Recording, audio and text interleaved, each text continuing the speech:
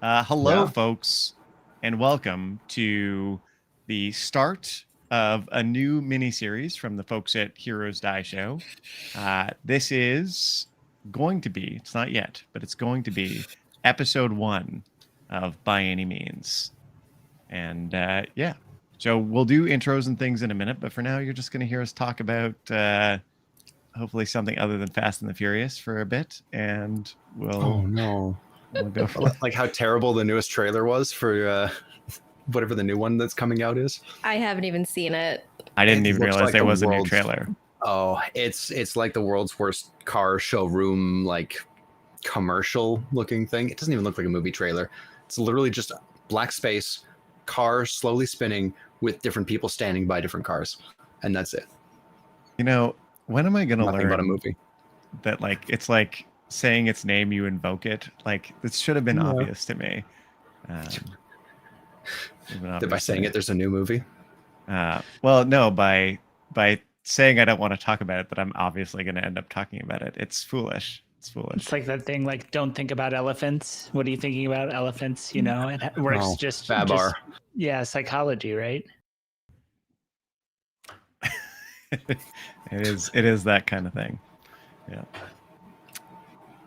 All right, so y'all ready? I can't think of anything else but Fast and the Furious. You're welcome. I'm still thinking about that video that Mike sent.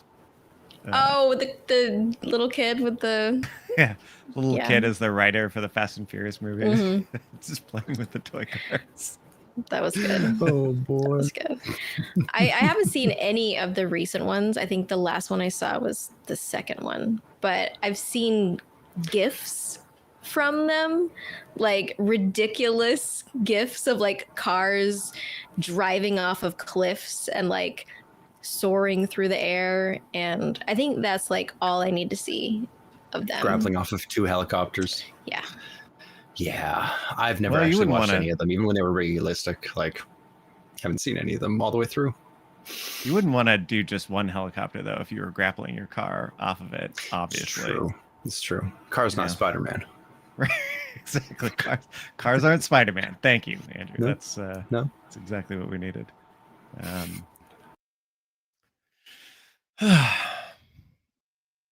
Okay. Well, I guess we can get going and do what we came here to do.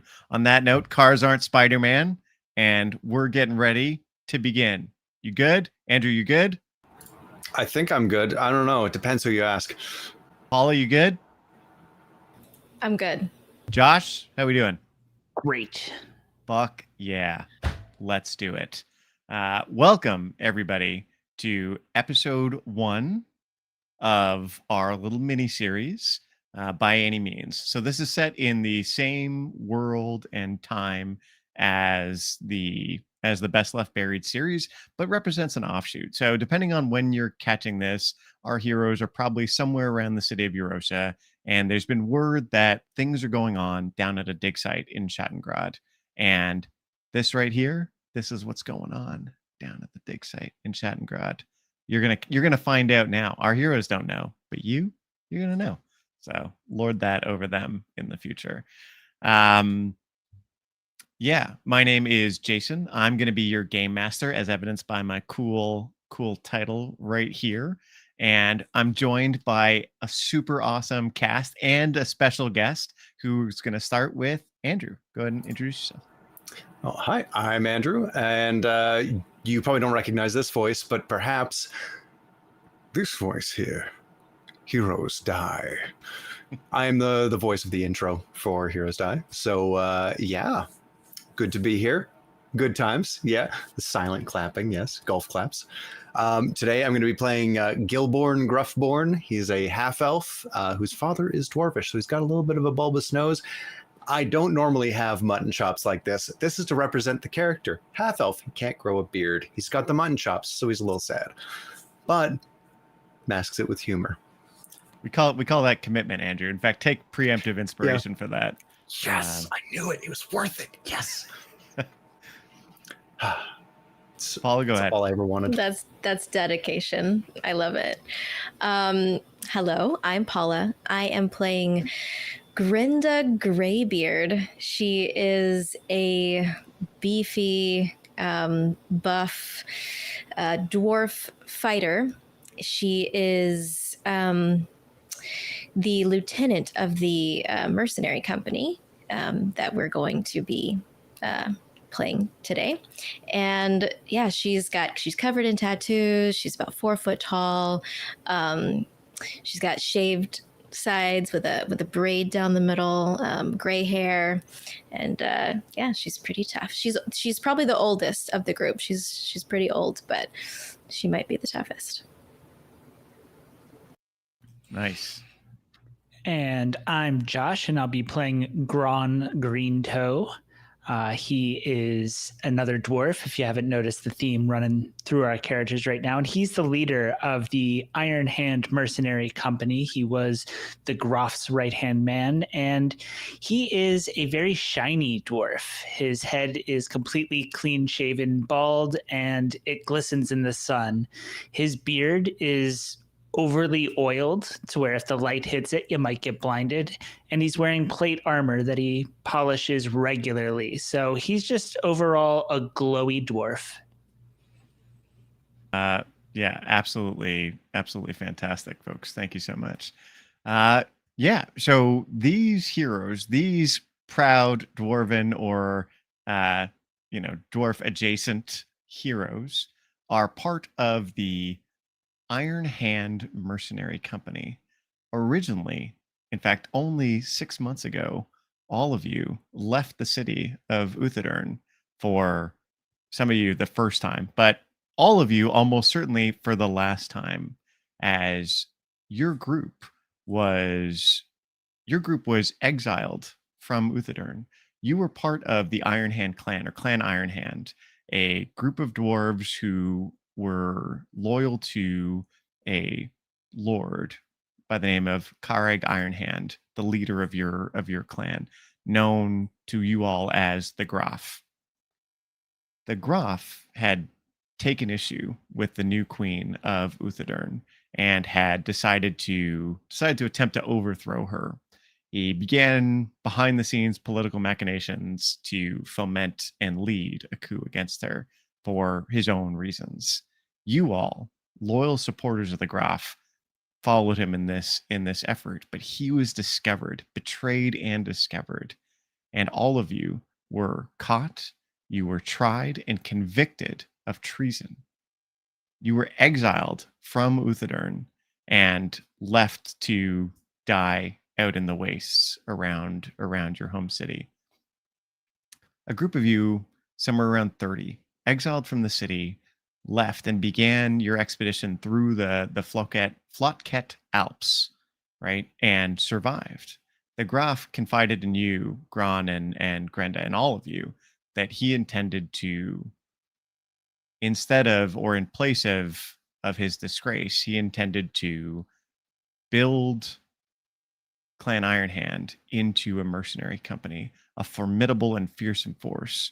And with luck, he could one day return and wreak his revenge on the city of Uthadern and on the queen who exiled him. Fortunately, things didn't go so well for the Graf. Y'all went south through the Alps. Y'all went across the frozen tundra and finally into the Savalier Wood. On your way, you lost a number of your fellows to disease, to cold, to hunger, and you experienced what I think is, for all of you, among the hardest times in your life. Finally, you made it to the Savalier Wood, but this was no shelter for you, right? The woods you found were haunted and full of terrible creatures, both from this world and from other worlds, and you had a tough time of it.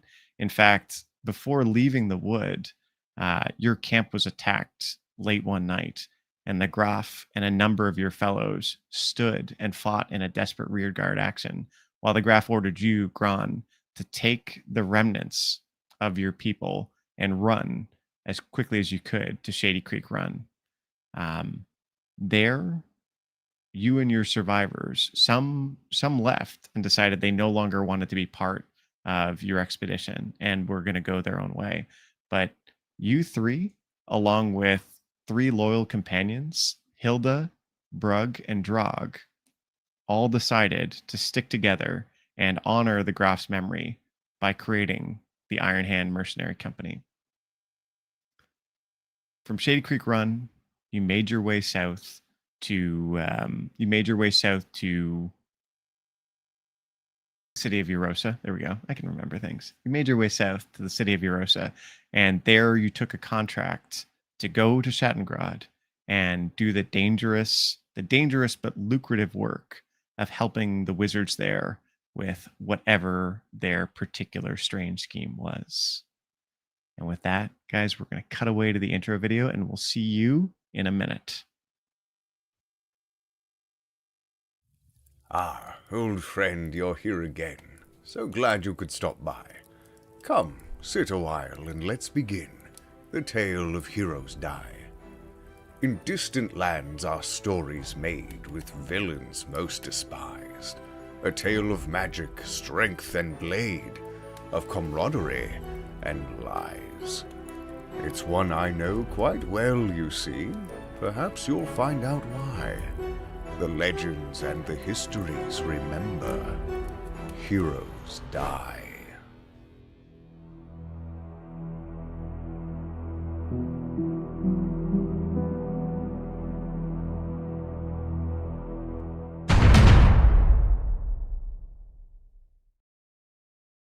And we are back. Nice try, Andrew. Not this Hey, time. gotta give a guy credit for trying.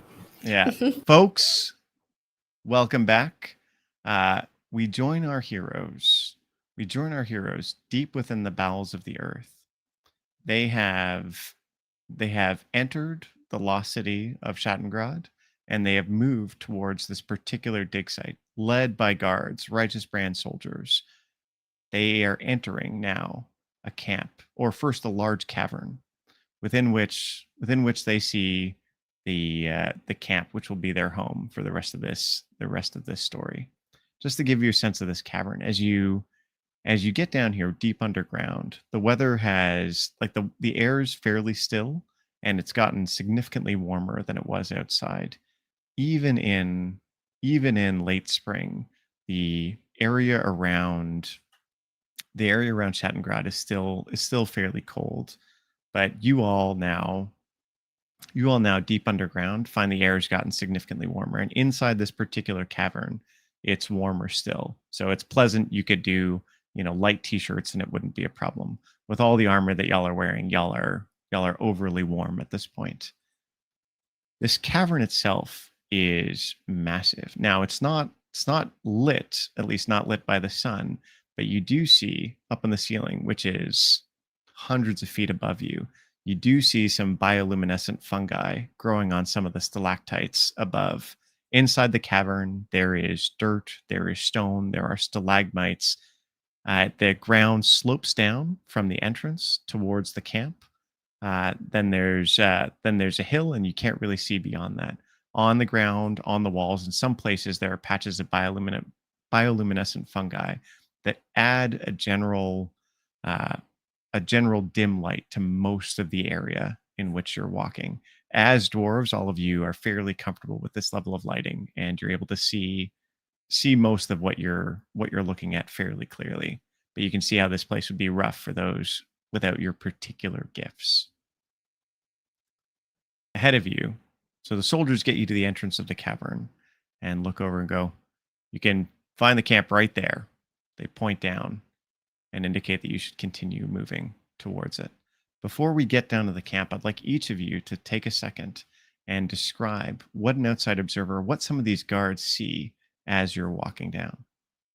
Let's start with you, Andrew, or Gil. I'm sorry. All right. Ooh.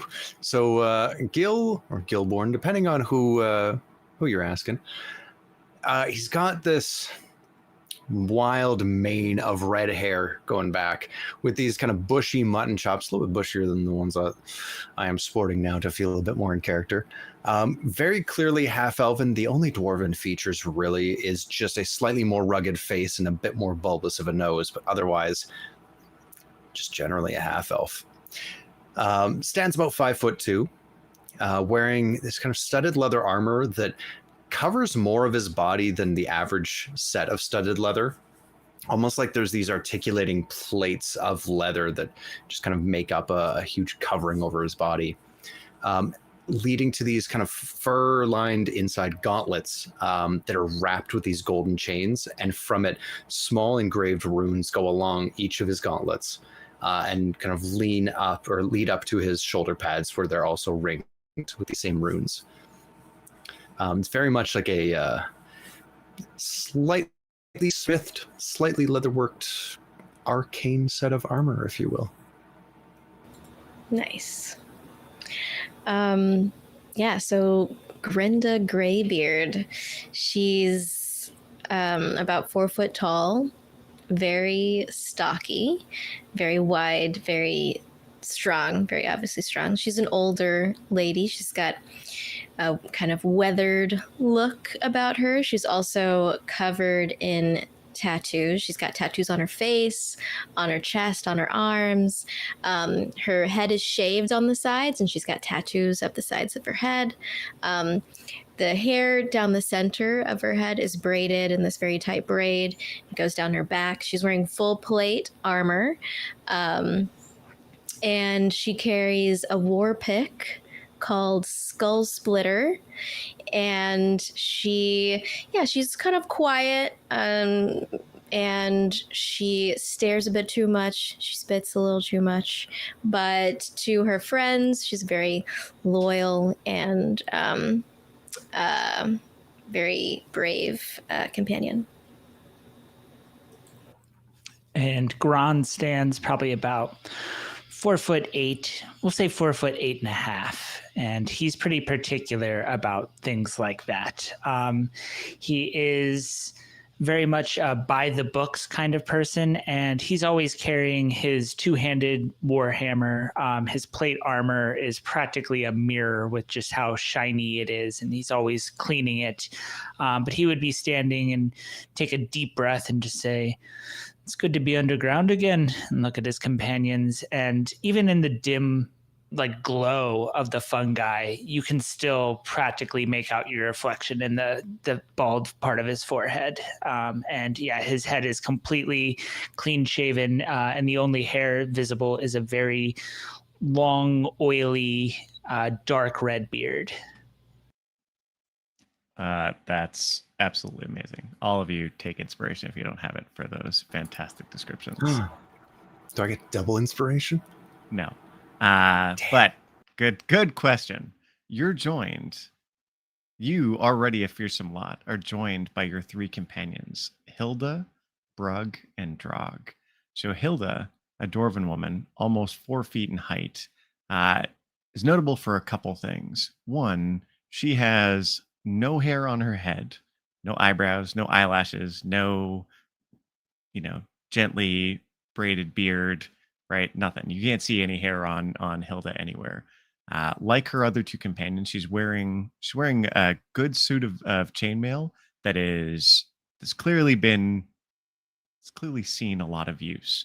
She also, like you, Grenda, carries a war pick, and her hands and her forearms are covered in scars and burns. Her head is covered in tattoos all over her scalp, and as well as down her neck. Then you have Brug and Drog. Brug and Drog are both similar in some ways, and in other ways are perfect opposites of each other. Where Drog is dirty and unkempt and somewhat loud, Brug is clean. His beard well trimmed. His hair tied back in a single braid. Even in the Alps, even through the tundra, Brug managed to keep fairly clean and keep his hair and beard in pretty good shape. He took the time to groom himself no matter what. And where Brug almost never speaks. In fact, the most you hear out of him is the occasional, "Yep." Drog is loud. Drog is loud. Drog is crude. Drog is rude. Drog is gruff and the most likely to pick a fight person you've met. Both of them are loyal to a fault. In fact, all three loyal to a fault. They honored the graph and they continue to do so, staying with you. Gron, as much as you could complain about each of them in turn for their flaws and failures, one thing you never doubt is their loyalty or their commitment, right? And you know that you have three soldiers that are happy following you. Well, happy maybe is a strong word, are content following you even into hell itself. And with Happy's a that- different dwarf. Right. They're not the happy dwarves. With that, your troop, the Iron Hand Mercenary Company, marches down to the camp at Schattengrad. All right. I guess it's still my turn to talk. I should have thought that one through. Still need a dramatic pause every now and again, folks. You need pauses. Absolutely. So, continuing on, you march down towards the camp. You can see as you walk up, there's a palisade around this camp, and on the side closest to the entrance, you don't see very much in the way of fortifications beyond the palisade. Yet, looking down at the camp as you're coming in at a bit of an angle, you can see one, it's well lit. There's a number of fires burning, even though it's fairly warm. In fact, on the far side of the camp, you can see a number of fires out past the lines. On the far side of the camp, again, you can see two watchtowers built out to watch the exit that goes deeper into the cavern. On the side coming in, there's no such watchtower fortifications. You come in, and the guards bring you in immediately and tell you to wait, as someone will be along soon to show you around and get you set up. The camp is noticeably segregated into sections. There is, on the upper side towards the exit to the cavern, there is an area that clearly has, the finer tents. There is a command post. There are very high quality and luxurious looking tents. You can see some servants moving around. There is what looks to be a camp for laborers and servants, right? Doesn't look very heavily guarded, very simple tents and arranged in some order, but not a ton. Overall, the camp is fairly orderly and looks fairly well maintained, with lights, including fairly expensive mage lights all over the place, right? These are ever burning lanterns that allow folks to see without flame, and they're safe to carry around in the sense that if they break, you don't get covered in burning oil. So they're quite the precious resource. So you have this laborers camp. You have a section that clearly is very well ordered. A section that's clearly very well ordered, with well-made tents that look like the Crownsguard section. In fact, you see Crownsguard moving around that area. And last but not least, there's a large open area closest towards the gate, with the flags of at least 6 different mercenary companies hanging up, none blowing in the wind, as there is no wind here. But you see the flags hanging up, and you see the various eclectic tents and accoutrements that follow the different mercenary bands that are here. You have a moment to wait and speak with each other. Is there anything y'all would like to say or do before we move on? Gil just kind of looks to Granda, and the others. Hey, the rest of you noticed that it's not really guarded on the back end, but it's all what you think they're trying to keep out, or keep in, keep from getting out. Well, suppose whatever it is, it's probably what's going to make us our coin, eh? No, probably, but yeah, did you get any information? Do we know what we're up against? No, nothing but rumors and Right. the promise Alright. of work. Good, great, fantastic. Love running in blind. Well, from the prices I've heard them offering, I expect we should make a fair amount of gold. More about the results than the preemptive questions. Suppose it can't be any worse than the Savalier Wood was. Already much warmer, eh? Oh, yeah. If I never see another purple tree again in my life, it'll be too feckin' soon. Fantastic.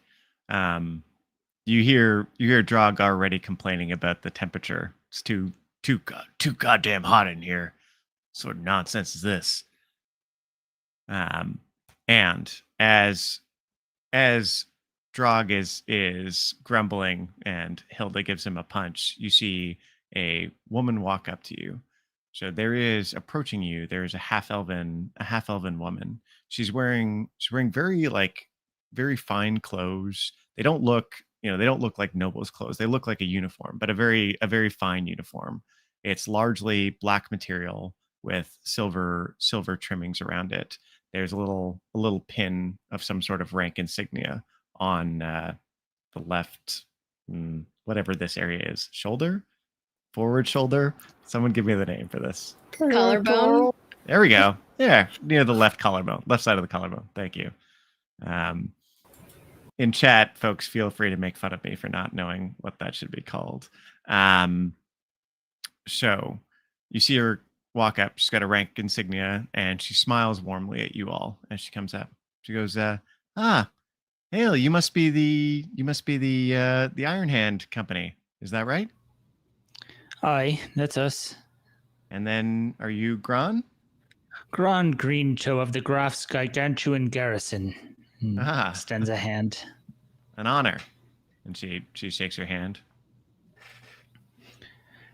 So I hear you have lucrative work to offer us. I do indeed. I am Arya Firesong. I'm apprentice to Archmage Blackthorn, and I'll be showing you around the camp, and I'll be helping you get set up.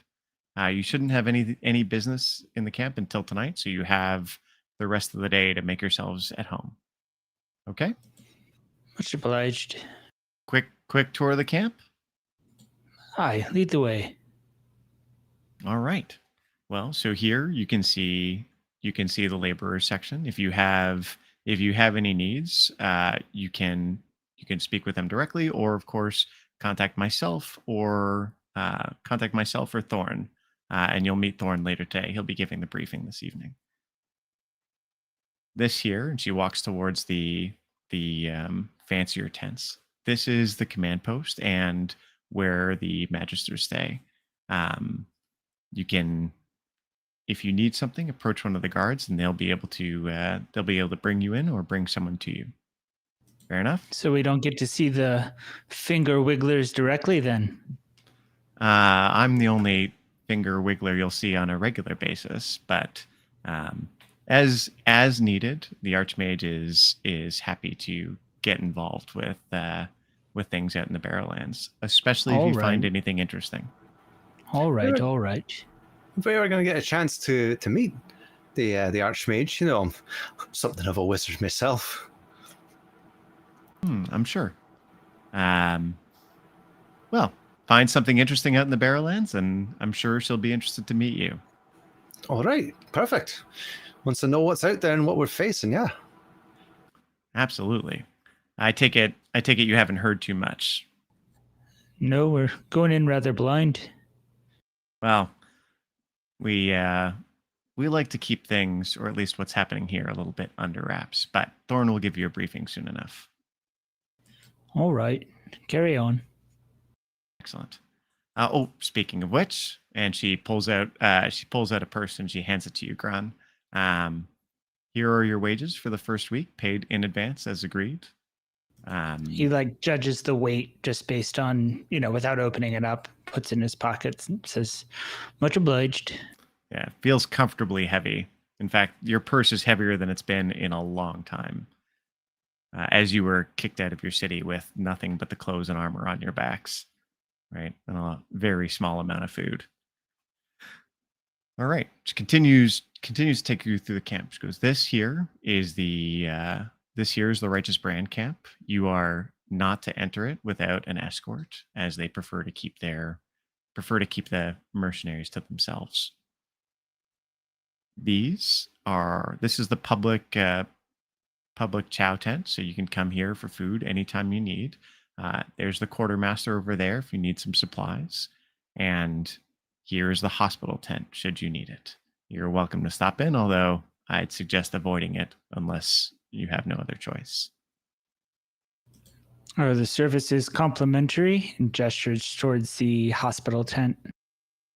They are. They are, yes. All right, not that we'll be needing them. And kind of like looks back to his crew. No, we've never been injured or lost a single person. Ever. Hope you don't while here. It's dangerous business that you're into, but you know that, I'm sure, better than I do. Now, here are the sections for the mercenaries. You can set up camp over here. She indicates a dry and flattened area that seems suitable to pitch a few tents. With that, Home sweet home.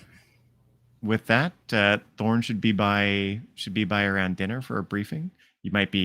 You'll likely be brought up along with the other commanders to the command tent, Gron.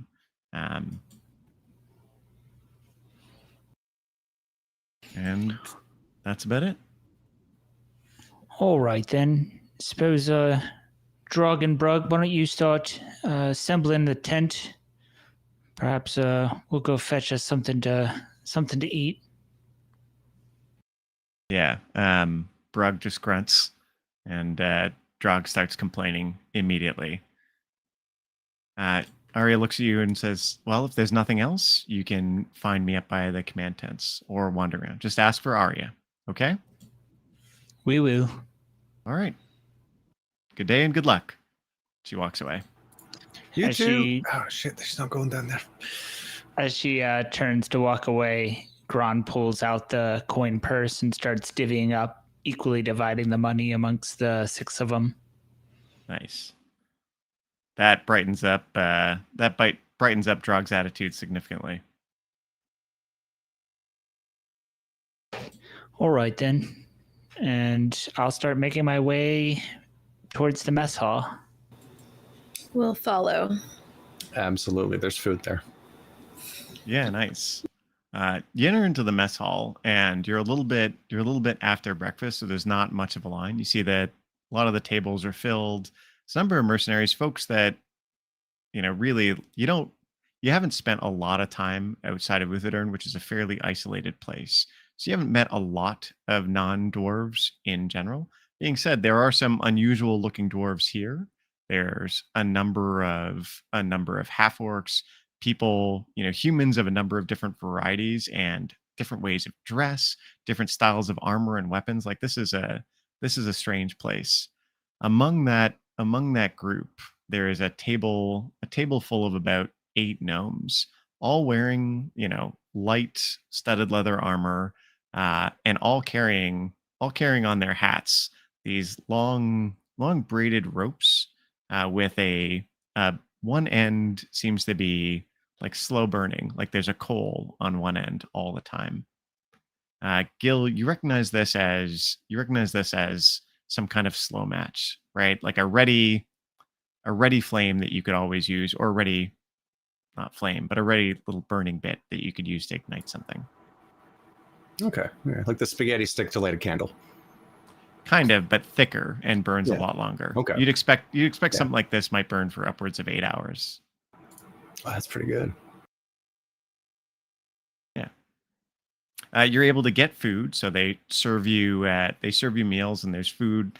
It's clear that there's food that you can get here kind of any time of day. So it's a great place to go should you need something. And meals are all provided here. Gron grabs some extra rations for the 3 dwarves back at the camp, and will certainly grab some for himself and find a clear spot to sit down. What does the food look like? Anything appetizing? It's mush and there's some fruit. So there's a lot of things in mush that get stirred and poured into your bowl, and there's fruit too. Nice treat. Gil just kind of looks at the bowl. Don't have any slabs of fresh meat or anything. Good. that woman serving at a halfling woman says, "Sorry, that's what we got for today. Maybe next week." Okay. Grenda has eaten her first bowl and she's already on a second. Nice. Yeah. Yeah, they don't seem to make any qualms about y'all going back multiple times. Seems food at least here is plentiful. In fact, if anything, right, like you've all been on campaign or in military camps in the past, or at least Gron and Grenda you have. I know Gilburn, that's not necessarily your thing. But Nah. this is clearly a well supplied and well funded expedition. The Gron would have loved it. Look how efficient. Grenda's just looking around to see if like what the other people look like. Is there anyone like staring at them? People just keeping to themselves mostly?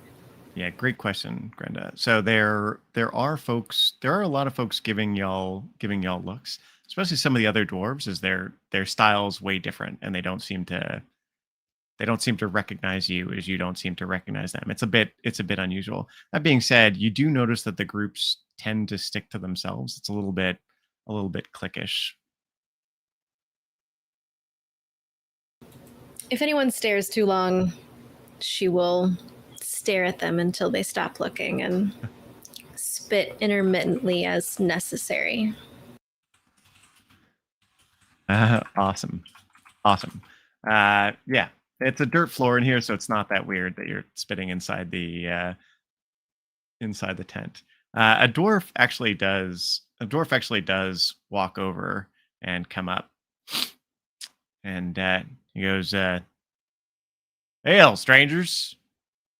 Name's Balin." Name's Gron. We're of the Iron Hand Mercenary Company. Something we can help you with?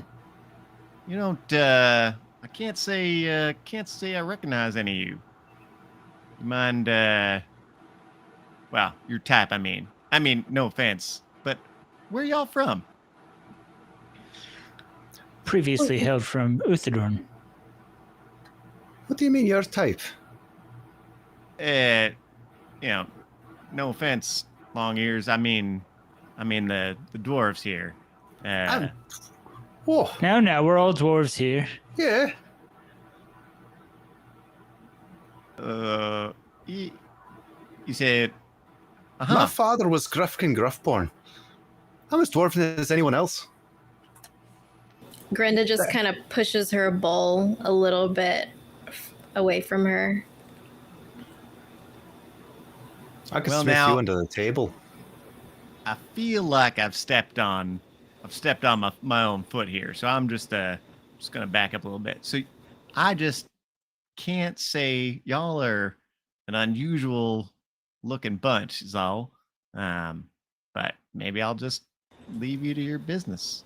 Maybe you're the- Not Uthern, much you on your said? face.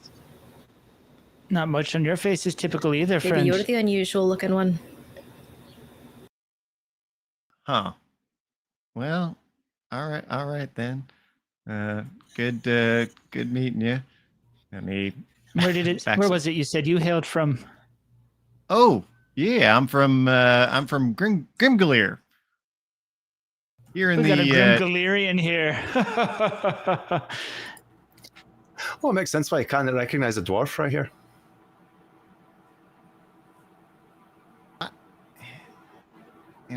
I don't. Listen, folks. This doesn't have to get hostile, but I'll tell you what. That's a normal name for a city. Uh-huh. Fucking foreigners. Grumbles and walks back off to his table. Thought he was going to say it doesn't have to get ugly, and I said a little bit too late for that. Your face is here. Grenda chuckles a little bit. Nice. Yeah. So you're able to finish your meal. After that, no one else comes over to chat with you. It's like when you're in prison, you have to kind of establish. Making friends every day. Yeah. Absolutely. All right. So you finish up at the mess hall. You got the run of the camp, and you have a few hours. Anything particular y'all would like to do?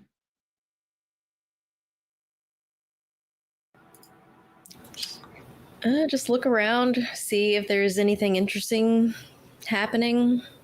Any goings on, or is it pretty much just like all business? Yeah, great question. So there's the hospital tent not far from the mess tent, and you do hear some moaning, some crying, some screaming coming out of there. Sounds like it's a busy operation. Um, you can also see down towards the laborers camp. It does look like there's a group of people gathered up. We'll go wander over there, see Yeah, what well. they're looking at. Head towards the crowd. Yeah. So as you've been moving over to the laborers area, just between the command tent and that laborer section of the camp, you can see that actually there's a number of guards, probably a dozen crowns guard. There is what looks like, in fact, what is absolutely certainly a gallows has been built, and there is a young halfling woman up on the gallows, along with a masked executioner.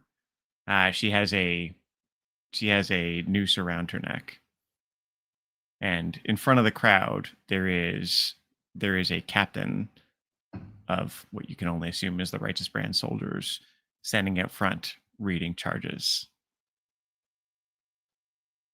Here, and for those crimes as well as treason and intent to sabotage the will of the king, you are sentenced to death by hanging. Do you have any last words?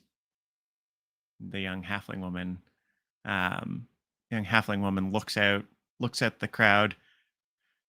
She goes, "Death to tyrants and the filthy." And as she begins to finish her screed, you can hear the clatter of the latch being thrown and the floor on which she's standing fall in. The young woman falls down below the hanging part of the gallows, and you see the rope go tight and begin to twist a little bit. The mood in the crowd is looking. The crowd seems somber, right? Somber and even a little hostile. So no cheering going on. No cheering. The guard looks out at the group, goes, "And let that be a lesson to all of us, that even here in the depths of the empire, there are spies and traitors. And as always, we will remain vigilant and ensure the safety of the entire empire. Back to work and do your duty, folks."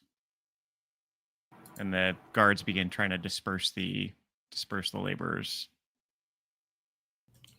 Gron will approach one of the guards and just say, "Who authorizes that down here?" The guard looks over at you. He does like a bit of a double take. He goes, "I'm sorry?" Someone's got to sign that warrant, "Oh, yeah, the Archmage, she does. She's in charge of the camp." She has the authority from the crown, then. "Yes, of course. Here in camp, her word is law." Oh, I see. And you have trials down here? Well, we have, as close as you get, more of a tribunal. If there's evidence brought against you, then the Archmage can judge it herself. And how often does this kind of thing occur? It's only the third that we've had since I've been here. And Some of the little folk have been restless. kind of cocks his head a little bit at little folks and then says, "Hope you've been on the job more than a week then." I have. I should be rotating out soon. All But- right then. I take it, I haven't seen any of you folk before. Y'all new here? I just arrived. Excellent. Well, stick to your business. Stick to your work. and you won't have any cause for conflict with the Archmage. Appreciate the tip, friend. Indeed. At that, he'll start walking, dispersing back into the crowd. Yeah, absolutely. Yeah, you're able to go. Laborers mostly head back off to the camp. Just kind of whisper to Grenda as we're leaving the area there. Maybe I should reinforce the neck of my armor just in case I say the wrong thing to the wrong person. Maybe just keep your mouth shut. Maybe easier to reinforce the neck of my armor. She kind of looks at you and gives a very, very small smile. All right. Just a warning to the players. You can only get inspiration one time. That was amazing. Damn it, I'm gonna have to use it for something. Yeah, you find your way back to camp. And Brug and Drog and Hilda have set things up, and it's looking well set up. You've got 4 tents. You've got spaces to sit, and your camp's looking, relatively comfortable. All right, then. Get your grub. And starts pulling out the food that he collected from the mess hall, kind of inspecting their work, and just says, "Good job." Yeah, they're right to eating. Awesome. So you have some time in the camp. You can go check out the quartermaster if there's anything you need. They'll have regular gear for sale. And then otherwise we can fast forward to the evening's briefing.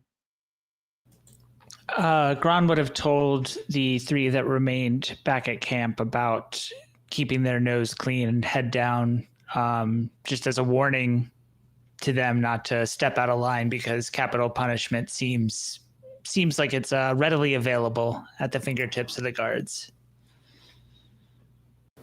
Yeah, Yeah. Grinda will just have a seat and start sharpening Skull Splitter. Just kind of waiting and staying vigilant until there's something to do. Nice. As y'all are waiting, a human man from one of the other camps walks over. He's wearing light leather armor of some variety, and kind of billowy light fabric clothing. Right, looks very strange, very different in style to the folks that you've seen in the Empire since you've been here. He comes up. He goes, "Greetings. I am Captain Zhang of the Red Snake Company. May I Gron ask-" Green Toe Gron. extends his hand. Iron It's a Hand pleasure. Mercenary Company. Excellent. And where do you hail from, friends? Previously from Uthadorn. I know not of this place. It is far or near?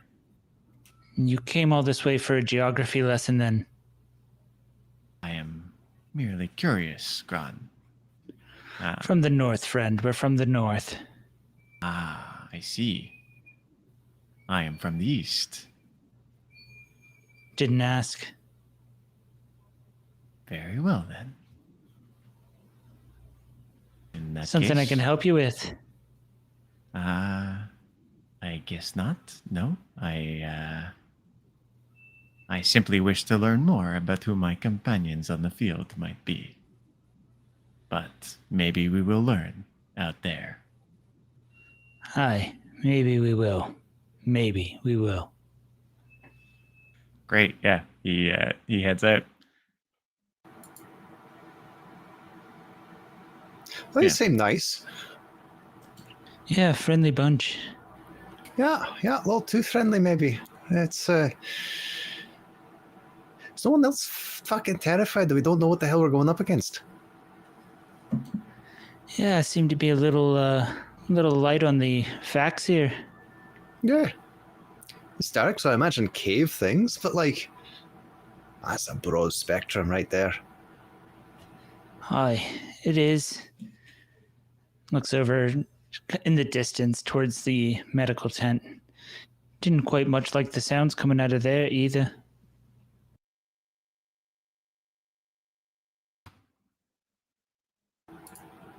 Don't much want to know why they're screaming myself.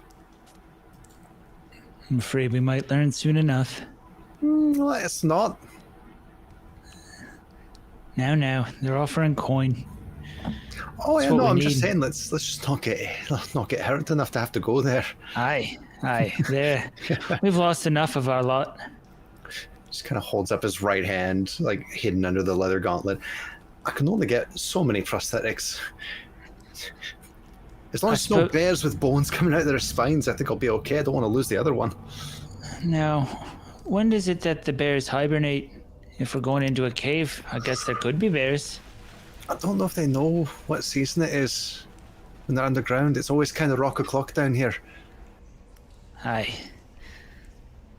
Brings me back to my childhood, if I'm being honest. Good times. Love the eerie echoes of the cave. Aye. And with that, Gron's just gonna start polishing, take his armor off, and just start waxing it meticulously. Nice. Get that good shine on. Yep. Gil kind of take off the gauntlets, revealing kind of his right hand being replaced with this mechanical hand, and just start readjusting the chains that are wrapped around the gauntlets, making sure everything's working proper. Don't want any malfunctions down there. Yeah, nice. Yeah, everyone's checking in on their gear, readying themselves for whatever it is to come. A few hours later, after you've had time to get lunch, but before dinner, a guard comes by your camp. A guard comes by your camp wearing a heavy plate armor and really dressed up. You know, this guy's looking like he's tall. He's got a big plume on his helmet, and he's got his helmet off and he's holding it to the side. He goes, I come for Captain Gron. Aye, here. Your presence is requested at the command tent. Follow me. And he turns All and right. starts walking. Hold on, and starts donning the heavy plate armor. It takes him a few minutes to get it all situated, and quickly looks in a little pocket mirror that he has and makes sure his shine is correct. All right, lead the way. Grinda He just looks at him, and you like me to see here? I imagine this is where we finally get some information. I'll be sure to bring it back to you. Aye. Nice. Yeah, you're led up towards the main camp. The messenger, clearly impatient as he waits for you to finish putting on your armor. And he walks fast, like big long steps for a tall dude, and forcing you to hurry along just to keep up. You can see that some of the other mercenary captains have already headed up. Have already headed up that way, or are heading up that way. In the meantime, Grenda or Gilburn, is there anything that you'd like to look at or do? I don't think so. I think Grinda would just be kind of just keeping an eye on the camp and on the others in the group, trying to make sure that the grumbling is to a minimum, and that just everything is status quo. Yeah. Brug looks at you and goes, go look at the gates. Oh, what's going on in the gates? Just go look. See? All right. Couldn't hurt, I suppose. Hopefully. So he shrugs. With that, taking that as consent, he shrugs and begins walking over towards the gate area. He'll Hilda. start a fight, didn't he? We should probably follow I'll go him. with him. Yeah. So Brug is the cool-headed, calm one. Right. Drog's Drog your is the yeah. yeah. Drog's the problem soldier. But Drog's a good man to have beside you in a fight, though. So what are you gonna do? Good dwarf. I'll just I'll just tell Hilda and Drog to stay at the camp. Okay, great. Gilburn, you're staying at the camp. I guess if Grenda's going, I'll just stay at the camp where it's safe. All right, great. Great. So you head down towards the gate area, Grenda, with Brug, and he just goes up to the palisade and makes sure that the guards don't stop him as he walks up to take a look over the wall. As you head up with him, you can see that on the far side of that wall, there is earthworks and a series of fortifications that have been dug up to this hill. So what you can see from here is the ground continues to slope down for a bit and goes up to a fairly large hill, and you can't really see much past it. But there's a path marked with flags from the cave to the top of this hill. The ground from the hill to the kind of fortifications and whatever that's been dug in looks like there's been battle. Like the ground is churned up, it's lit, like there are fires all along the pathway so that it's very well lit, and it looks like folks are regularly, in fact laborers are going out regularly redoing these fires. You can see towards the gate are a series of 4 large, like the strangest siege engines you've ever seen, manned by these gnomish crews. They're metal tubes, 2 very large metal tubes, with gnomes with those slow matches at them, and then 2 smaller metal tubes positioned a little bit in front and below. There's also a number of guards set up with crossbows and other things, waiting, seemingly ready for an attack at any moment. Is there any guard next to us? Is there anyone standing nearby? There's one not far away on the palisade. Like there are folks that are watching. Little spots with cover have been set up for them to shoot up over, and there are barrels of bolts along the positioned along the palisade. There's a couple barrels of bolts also at the various earthworks. Okay, I'll just walk up to the closest guard, and I'll just say, "What are we up against? What is this?" Well, nothing yet today. And he looks over at you, goes, "Sorry, don't recognize you. Nothing today, thankfully, but lots of different, I don't know, creatures, some variety, strange things." Strange how? Like things that don't make sense, seen walking skeletons, something that was just a big swirling bunch of lights. You could hear it scream and it tugged at you. It's, I don't know, strange stuff. Magic. And he spits. I'll spit too. Nice. We just arrived today. Oh, good luck out there. I don't want to, not to be rude, but I'm glad it's you and not me that goes out there. You hear the worst sounds out past that hill. I think we can handle it. Seen a lot these last few weeks. Oh, yeah. Well, I don't want to. Where are you from? Uthadern. I don't know what that is. You're not from the That's all. Empire? That's all right. It's pretty far from here. Yeah. You hear Brug. Yeah. And so he's like, all right, well. I'll spit Welcome. again. Welcome to the Empire, then. Just nod and just walk off. Yeah.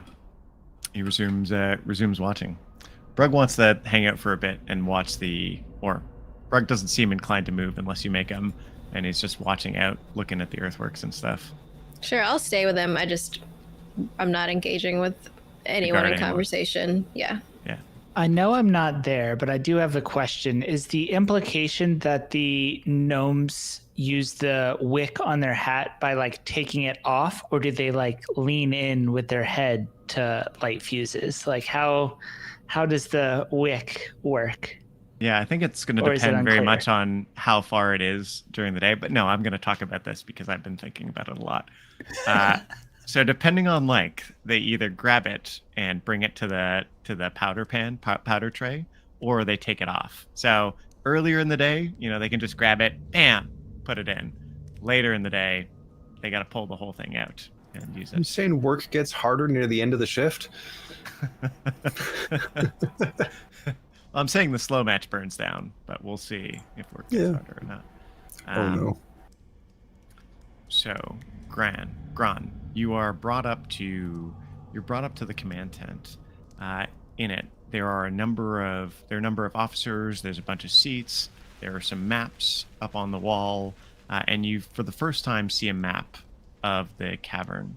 Right. So what you can see is a large cavern. From the map, looks like a large cavern, a bit of a diamond shape, although not quite that clean. And you have a picture of the camp, a picture of the hill, a picture of another spot labeled outpost, and then a picture of a larger area called the Barrowlands, right, labeled on the map as the Barrowlands. There are a number of circles within the Barrowlands, and there are some markings. There are some markings of things. There are some folks here in the briefing room, including an older woman who is dressed like the stereotypical vision of a magi. She's wearing robes, fine dark purple robes with inscriptions and lettering in gold and silver covering these robes. Her hair's pulled back. Her hair's pulled back into a ponytail. Streaks of gray in the black, and she's carrying a staff made entirely of a dark black material. You think it's wood, but you're not sure. And the whole staff is carved in a way that it looks like it is a figure of an elven woman carved into the staff, and she's holding it and just watching folks out in the crowd as they gather. There are 3 other captains in here with you, as well as some of the Righteous Brand soldiers. Beside her is another figure in that same uniform that you saw Arya wearing, but with a different pin attached. This is a human man. Smiling, seems friendly, chatting with folks as they get in. He's fairly tall. But otherwise not particularly distinct. He's not carrying anything of any variety. And last but not least, up at the front, you have a half-orc man in that same black and silver uniform as the others, and he's up by the briefing. He's carrying a rapier at his hip, and he's got a stick. He's got a stick that he's carrying, and he's waiting for folks to get settled in. Gron kind of moves towards one of the edges of the room, just trying to make room for other people as they enter, but hanging out towards the back, like where he entered from. Yeah, great. You're actually one of the last to arrive, and not long after you do so, you see the half-orc man move up to the map and say, "Ladies, gentlemen, I'd like to begin our briefing. Tonight, we'll be moving. I'll be sending your companies out towards the outpost," and he indicates a spot on the map, like he just whacks his stick against it. And you, and he points at you, Gron. He goes, "You're Captain Gron of the Iron Hand Company?" Aye. Excellent. You're tasked with the first expedition of the night. We've made it up to we've made it up to the second marker here, and he points to one of the markers on the map. Made it up to the second marker here, and we'd like to, by the end of tonight, make it to the third marker. You'll be supported as needed by the by the Blackwood Company and the Red Serpents. And you see that same Captain Zhang from before. They nod at you. You'll be supported by them as needed. They'll be at the outpost. We like to keep groups not much more than 5 in the Barrowlands at any one time.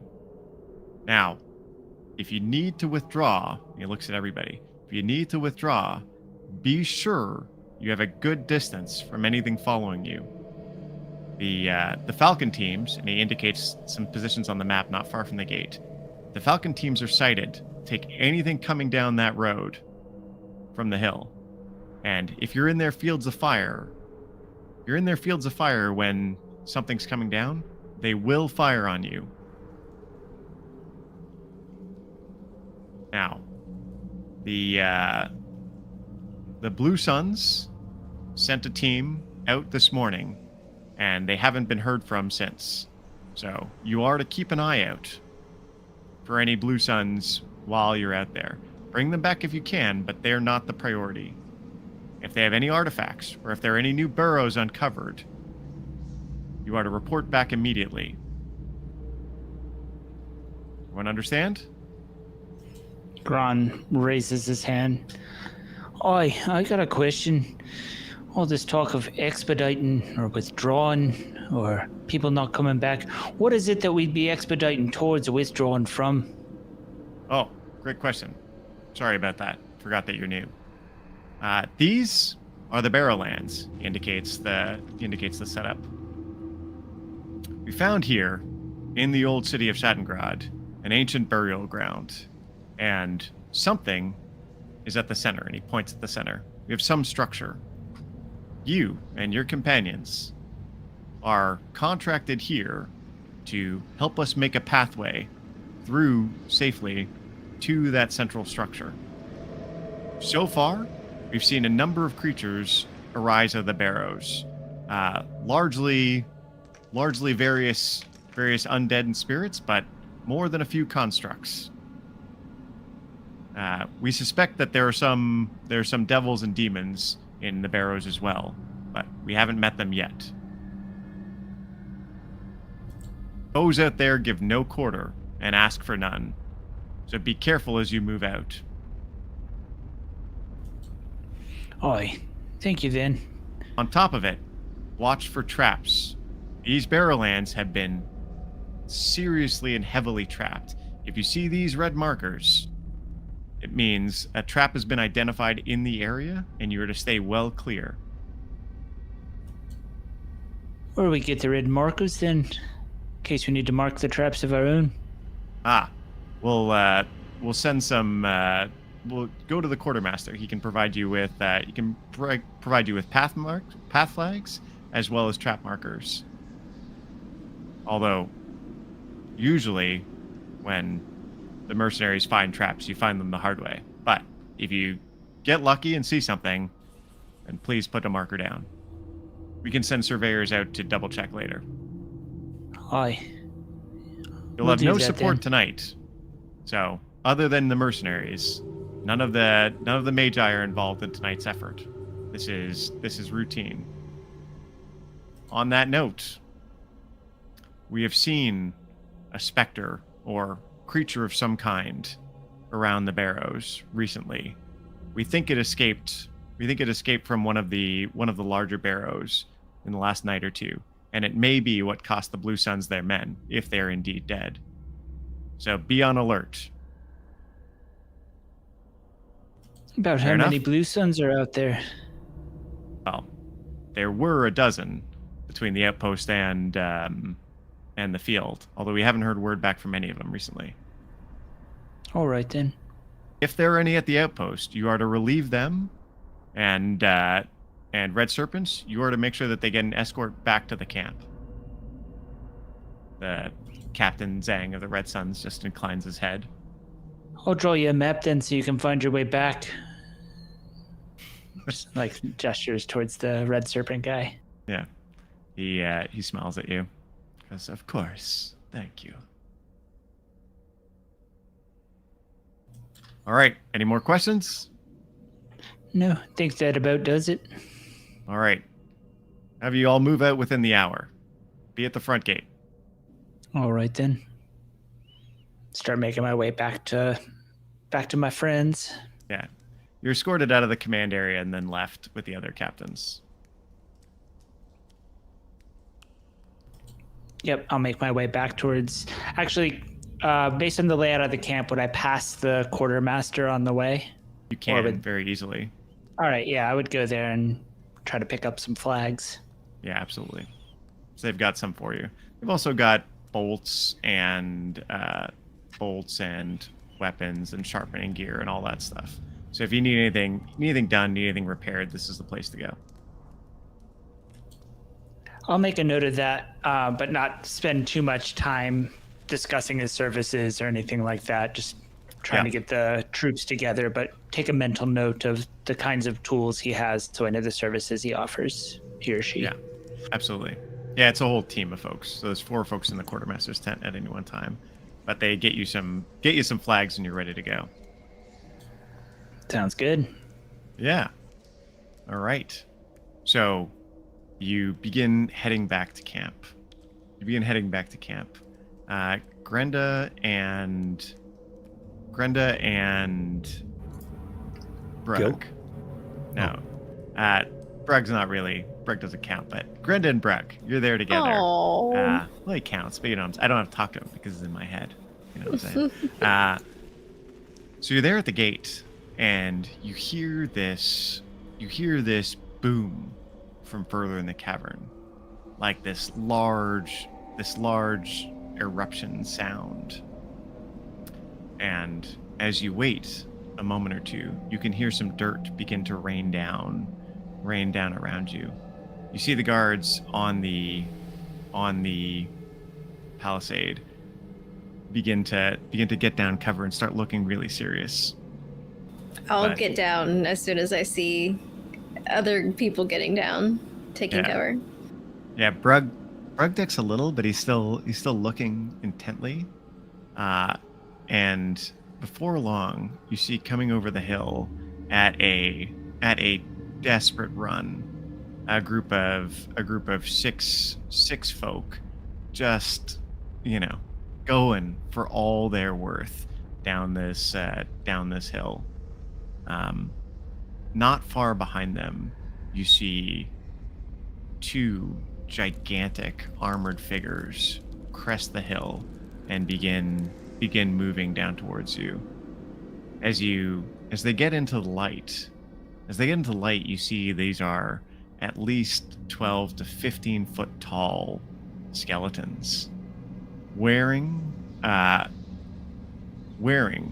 heavy armor and carrying large swords. As they get up to the top of the hill, you see each lean down, pick up a rock, and fling it at the fleeing soldiers. They fling it at the fleeing soldiers, and they begin charging down.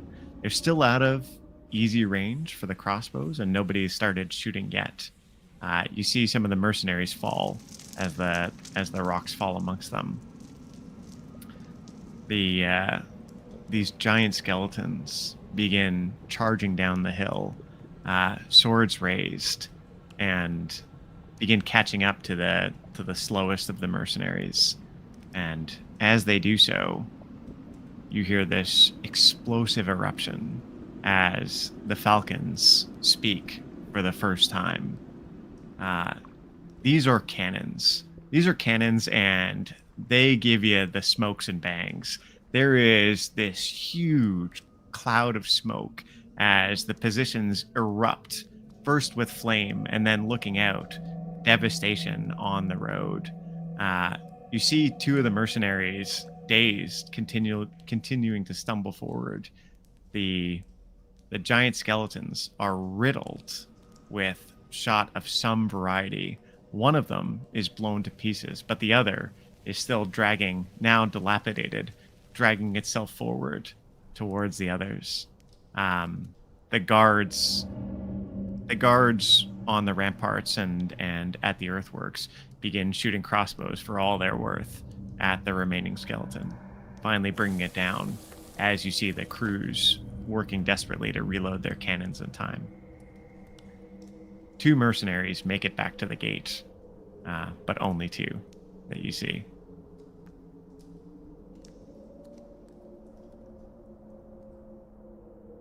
Yikes.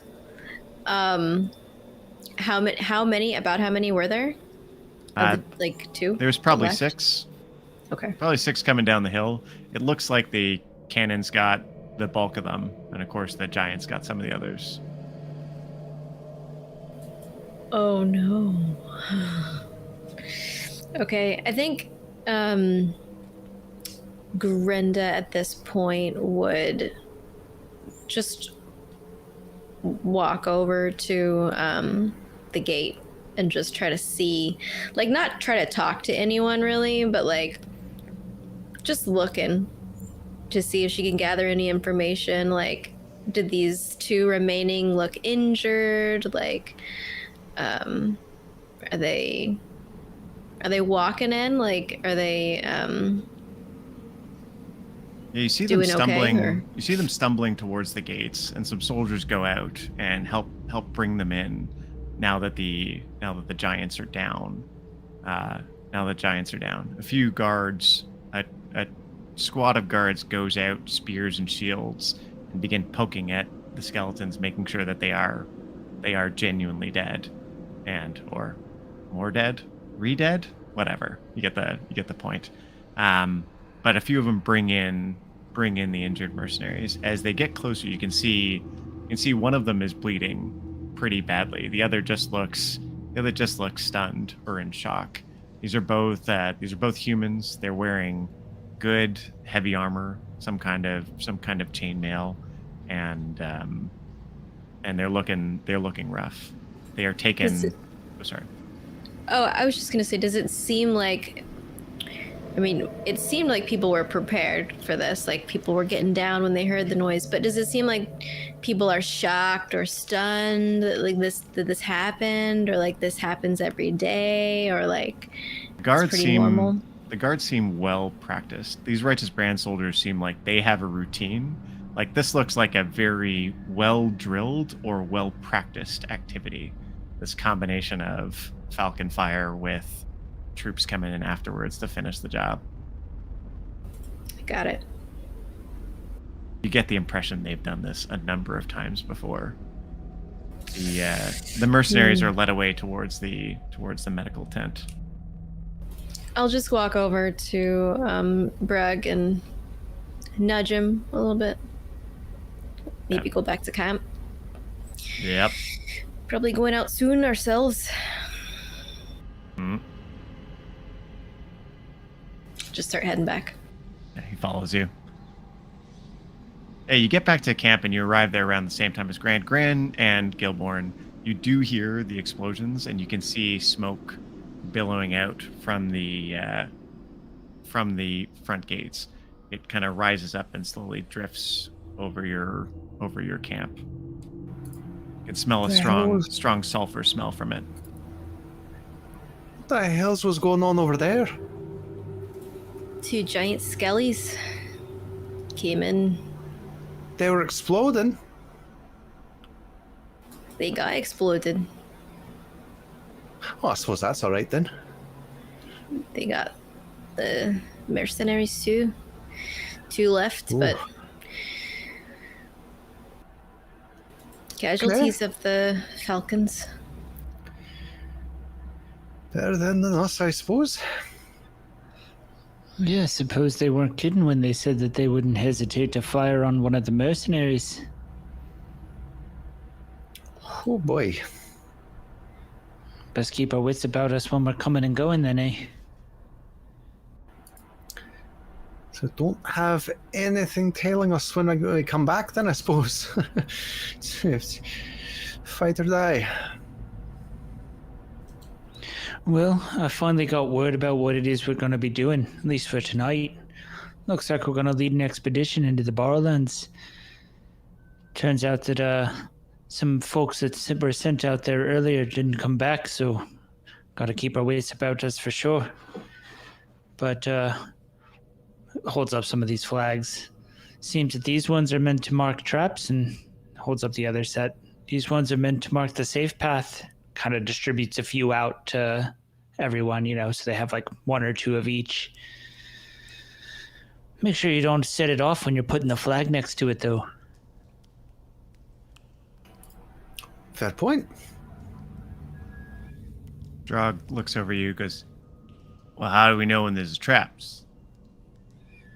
Oh, suppose you use your eyes then. You can use your hands if you want, but I wouldn't recommend it. Might end up like a friend Gil here. It was a bear, not a trap. Not a bear trap, just a bear with a lot of bones coming out places that shouldn't have bones coming out. Same result. Hey, that's fair. Yeah, sure. Okay. Well, at least it was a clean bite. Ish. Aye. Let's be grateful for where we can be grateful for. All right, so you're to form up and meet the others. Meet the others here fairly soon by the front gate. I'm assuming that there's enough guard presence in the mercenary camps that we don't have to worry about, like, we have to disassemble our camp and bring it with us. Like, we can keep our adventuring gear with us, but some of the heavier, bulkier tent stuff can all stay up, and cool. Yeah, you can leave your stuff there. You're welcome to leave a guard at camp if you like. That's fine. Or you're welcome to not. There are plenty of guards around. Yeah, then all six of us will head out then. You find that Need all the help we can get. And we don't have too much to steal, No. Benefits of being poor. Right. As you get to the gates, the Blackwood and Red Snakes companies, neither of them have brought more than 8 men with them, or 8 soldiers with them. The Blackwood folks look like regular Imperial types, right? Regular Imperial types, a mix of folks in heavy armor and lighter armor. The Red Snakes are all fairly lightly armored, a mix of humans and elves and half elves. The Red Snakes are kind of notable. They're all wearing these like flowing silk garments. They're all, in general, a fair bit darker skinned and have a little bit of an accent to them. I guess everybody here has an accent to you because you're not from here, but you get my point. Another new accent for you. And they all have the same unique accent. Red Snakes do, yeah. Okay, yeah. All right, then. Suppose it's time we head out. All right, so Captain Zhang looks over at you, goes, Captain Gran, would you do the honors and take point to the outpost? Aye. Suppose I can do that. Excellent. What is it that you and your folks excel at then? How are you going to be supporting us? Well, we will secure the outpost so you have a place to flee to should the need arise. And otherwise... Aye. Suppose you have it easy then tonight. Tonight, I think, you will bear the brunt of all the action. But we shall see. Nothing beyond the gate is terribly safe. One word of caution. Do not wander far off the path. Only a small amount of ground has been explored. I appreciate the continued navigation tips, friend. Seems to be your expertise. Do they have weapons? They do. Okay. They do, although one of them is not carrying weapons of any variety. And not wearing armor. A younger woman among their crew. Yeah, I'm just trying to take note, kind of looking at who my allies are and who's going to be supporting us. And All right, you heard the navigator. Suppose we're taking up point. Let's head out. Start marching forward, and I feel like our typical, and feel free to change this, but our typical marching order would probably be 3 across, 2 deep, the 3 of us in front, and then one of the 3 other dwarves behind us, but kind of a 3x2 formation. Yep. Yeah. Like a Roman march type of deal. Yeah, Going in a exactly. rectangle. Yeah. Yep.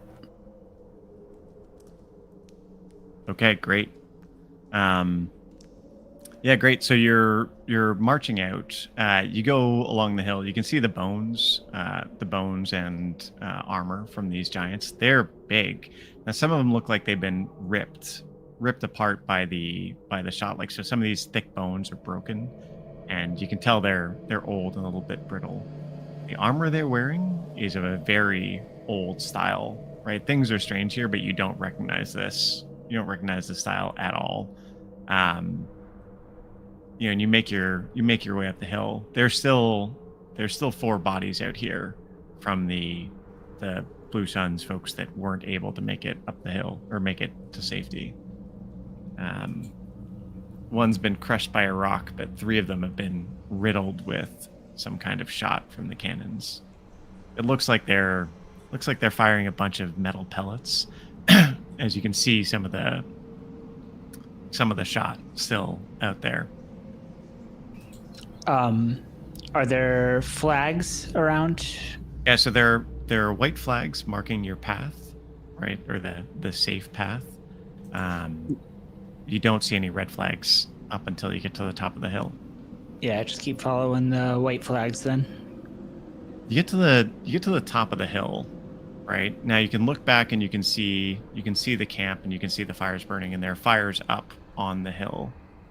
Following behind, right? You have the Red Snakes, and then behind them you have the Blackwood folks. And with the Blackwood folks are a number of laborers from the camp who seem to be out there restocking fires and doing things.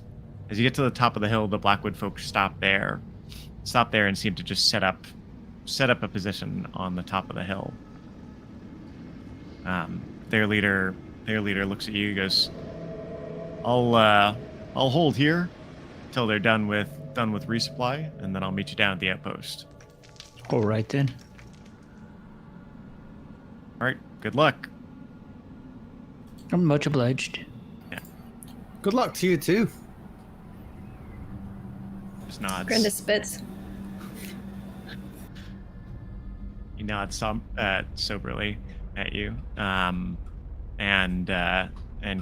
Captain Zhang and the Red Suns continue to follow you down. As you're looking down from the hill, you can now see what they were talking about as far as the Barrowlands.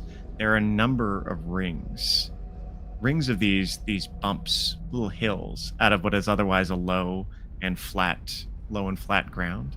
The area is still illuminated, where you see these barrows, illuminated with some amount of bioluminescent fungus, but the Barrowlands themselves are a little bit hard to see into. They're in a dip in the ground, and there is a fog down there along the barrows that obscures everything but the tops of these barrows, right? And again, by a barrow I just mean a big mound, right?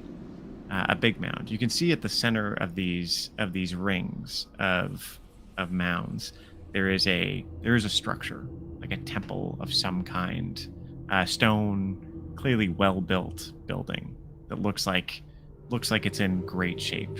Not being out of the weather and being here in this cave seems to have been good for it, as it doesn't seem to have taken much damage from time. You can see the path leading into the fog, and you can see some of the barrows are ripped open as if things have been emerging from them. About halfway down the hill, there's a little outpost, still with some fires lit, and some small fortifications. As you get to the outpost, you can see some bodies within it, wearing that same, it doesn't look like very uniform armor of the folks that came before. There are 4 dead folks here within the outpost. Each of them looks like each of them looks like they've died very violently, possibly at the hands of these giants. In fact, a number of the sections where you have, wood sticks and stuff propped up as little barriers have been busted out. There looks like there have been boulders thrown at the little earthworks here, and the Red Suns folks quickly get to work repairing and refitting the outpost. As they start to get closer to the mist, Gron unties a lantern and leans down and fiddles with it for a second and has a lantern in one hand and his warhammer in the other. They also have some mage lamps available to you if you'd like, and the other mercenaries are carrying them out here. Yes. So if y'all want to clip some mage lamps to your belt, you may. Probably a good idea. Definitely. Yep, Helps and them in that track each other. case, in that case, I have a lantern, but it's unlit. But both hands on the warhammer then. Yeah, nice. And suppose we keep moving forward then, and start heading towards that mist. From the point where we could see the temple in the distance, and kind of some of the carnage along the path, Gil's been kind of just watching above and around. You think there's any reason they're sending people along a road and not flying over there? Obviously, that means on the ground is safer, right? What's flying down here then? It's a good point you bring up there. Suppose we should be glad we're down here. It wouldn't make sense to send us up there unless it was safe, and we're down here, so suppose we just consider ourselves lucky. Hope so, yeah. Hopefully it's a matter of safety and not just being cheap. I choose to think of the flask half full. Right, ground is safer. Aye. Just keep a sharp eye either way. Oh, sharp as daggers, aye. You move into the mist, and as you do so, as you step into the mist, as it begins touching you, like the damp in the cave gets much stronger. Like the mist sinks in with a cold and a wetness that goes right to your bones, and you really kind of walk into it. You can see it swirling around your feet at first, but then you get deeper, and before long it's over your heads and you are enveloped in this mist. Sound deadens. Everything is somewhat muffled. You can hear footsteps of your companions as you walk over the dry ground, rocks shifting occasionally, with every now and again out in the Barrowlands you hear things shifting or moving off to your right or left. As you go, you see a white flag, and then you think you see one up ahead, but you're not sure. You move, and there's in fact another. And it continues like this for a bit, and you find yourself now at the first of the large barrows. This hill that's at least 20 feet high from where you're at. You can see as you get closer, the side of it is ripped out, and there's a little avalanche of rock and dirt and old stone. And inside, because you can now see in a little bit, inside is an old stone structure. Off to your left, you see a red flag. To the right, you see the barrow. Would you like to go investigate this first barrow? Let's do it. You think it's wise for us to be going in there? Shouldn't we be trying to find the next one? I suppose don't want anything coming out there flanking us, right? And maybe we'll get some clues about what's in the next one if we look at this one then. Aye, hopefully not more of those giant bone men. We can take him. Probably. What's a few boulders? You begin walking in, and you can see that there was a structure in here around which earth was piled, around which earth was later piled. There's a brick stone structure. There is writing and murals on the inside. You've got a 20 by 20 room, a 20 by 20 kind of square room. In the center, there's what looks like an old sarcophagus, but it's ripped open and there's nothing inside. Scattered around the room, you can see on the walls there are like fixture points where broken chains are dangling, and you can see a number of broken chains throughout the inside of the barrow. And there's writing, but as far as I know, it's a language none of y'all understand. Did any of you spend a lot of time studying history, especially Age of Arcanum history? I have proficiency in history. Let's give me a roll. All right. Well, let's see what I get. First roll of the series. Oh boy, no No pressure. pressure. That's an 11 total. Yeah. You don't recognize the writing, but you do recognize that this is not any modern language that you've heard of. So there's something very old here, although that's somewhat obvious from the crypt itself. Yeah. I can recognize a vague error, perhaps, but I don't know what that writing is. There ain't no common language. That's before our current script. Only thing I can imagine is probably given the chains. What if this whole place wasn't really a burial just to inter the dead, but what if it was to keep the dead? Or keep things that weren't supposed to get out and then they died and stayed not fully dead? Points to like the broken chain. A lot of good that did then, eh? A few thousand years or however long that is. It's pretty old in here, you know. It's actually, given that we're dwarves, can we recognize the age of the stonework here? Yeah, it And is. I have proficiency in mason's tools as well. It is thousands of years old. Ooh. And the chains, do they look to be just like iron or any particular different type of metal? Yeah, they look to be regular iron chains. Although, go ahead and give me an investigation roll as you check out some of these chains. I'm half decent at that. 14. Yeah, you can see that near the base of the chains, on the wall, like the holder, there are inscriptions carved in that look like some sort of magical binding on the anchors. You want to get up Okay. and investigate the sarcophagus? I'll let braver people do that. I'll investigate the chains a little bit further, see if I can figure out exactly what kind of magic was being put on them. Kron will say, well, at least there's no red flag in there, and he'll walk up to the sarcophagus. Yeah, Unless Grenda, there roll is a me. red flag. No, there is not.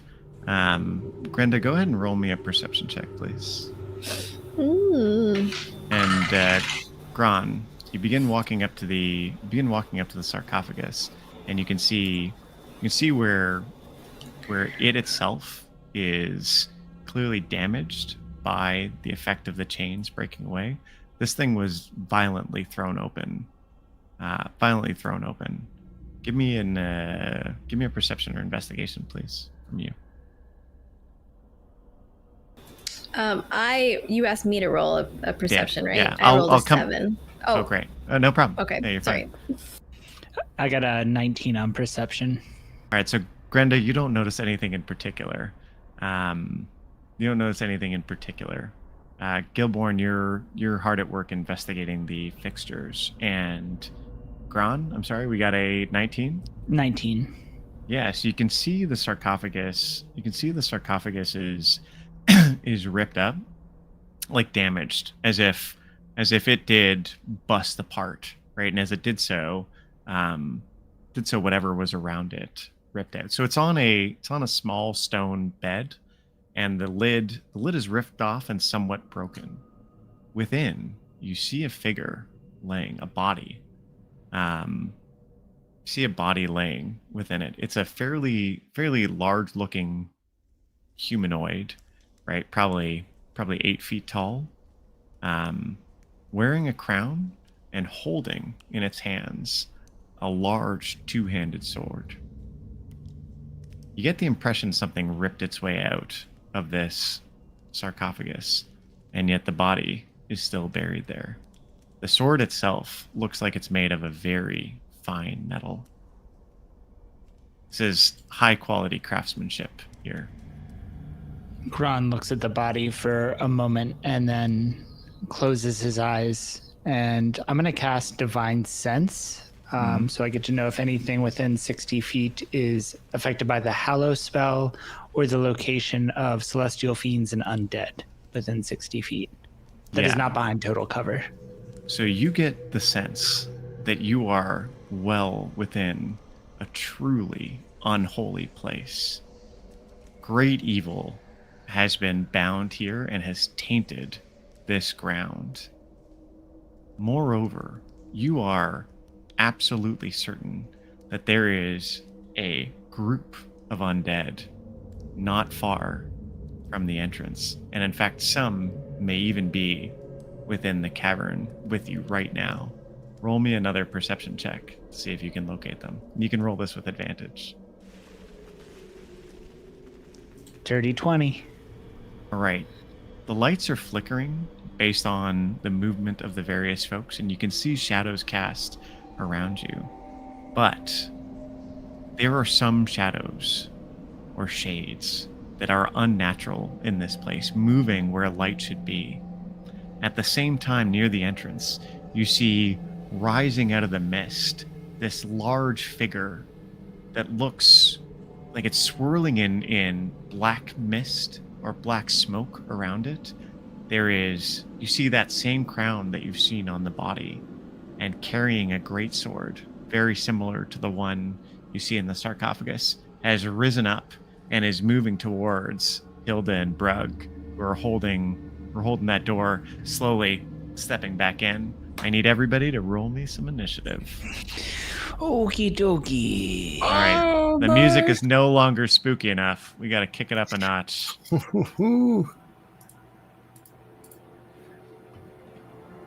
13. Ooh, fitting. 15. Yeah. Oh, twins.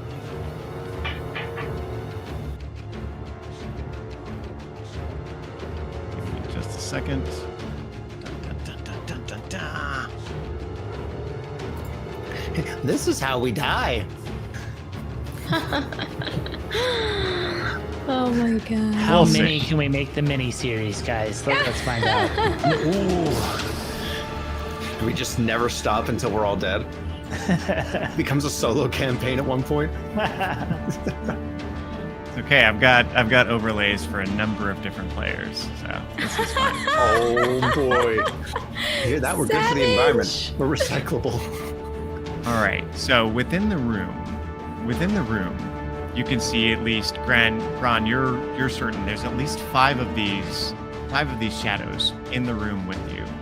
There's at least 5 of these shadows in the room with you. Right. At the same time, this figure, along with some of these shades or shadows, are coming up towards your front line. So in the room right now, we have Grenda, Gron, and Gil. Right, y'all are looking at different places around the room.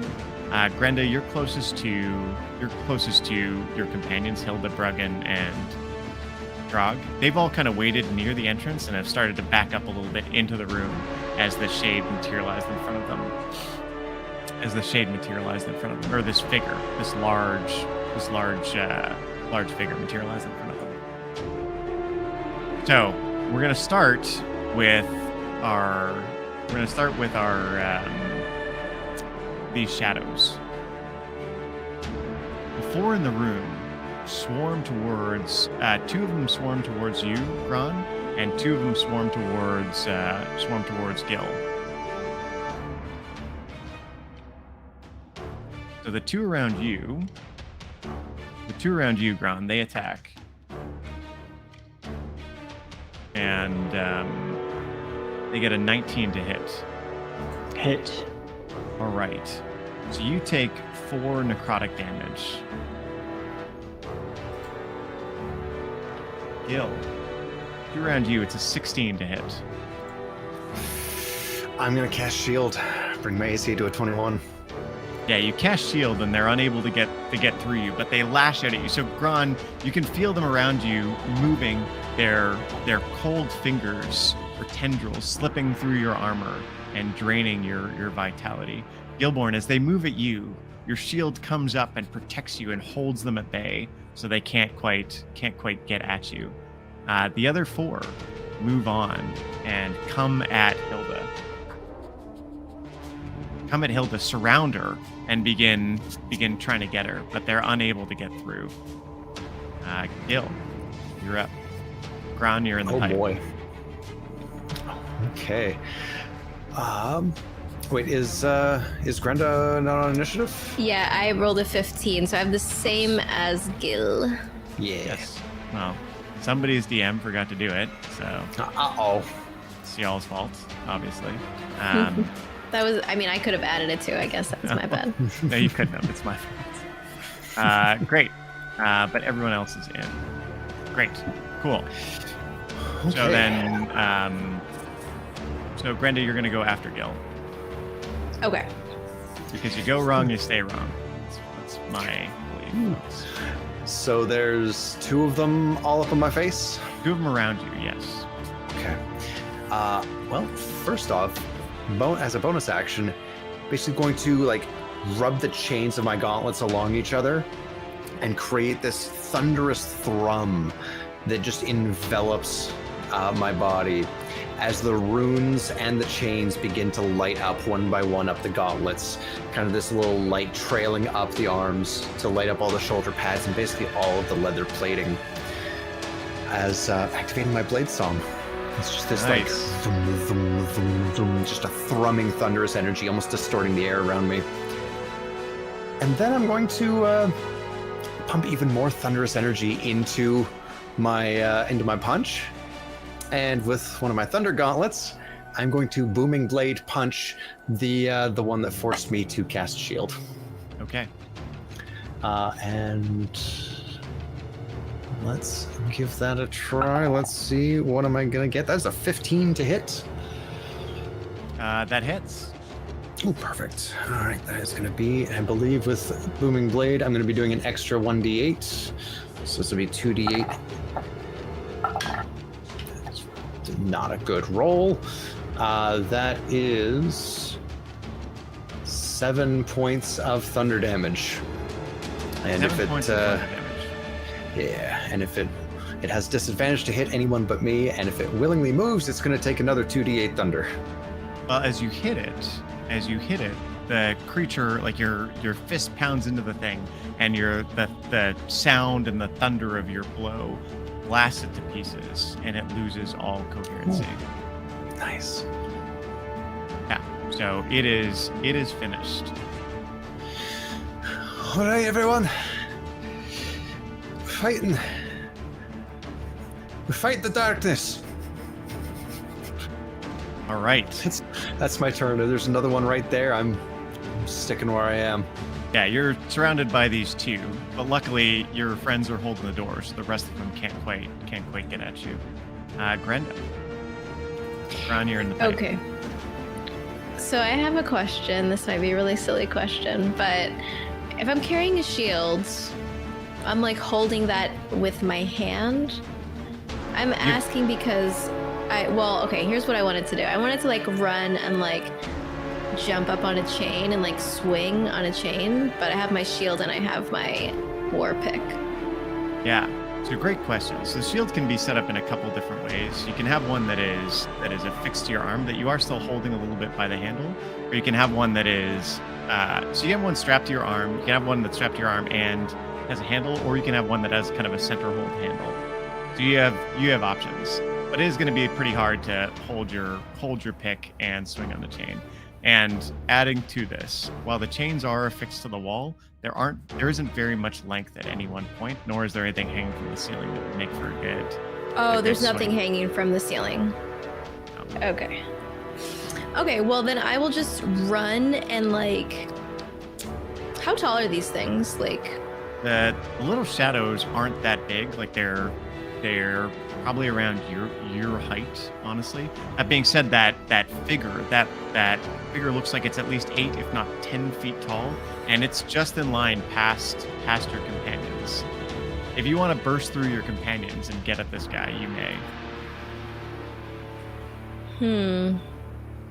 I kind of do. I want to run and make like a running, jumping attack with the war pick. Just trying to like get some height so that I can swing it down. Roll me an athletics check, please. Excellent. That's a +8, so 22. Great. So you rush towards this line. There's about 10 feet between you and them. You rush towards the line.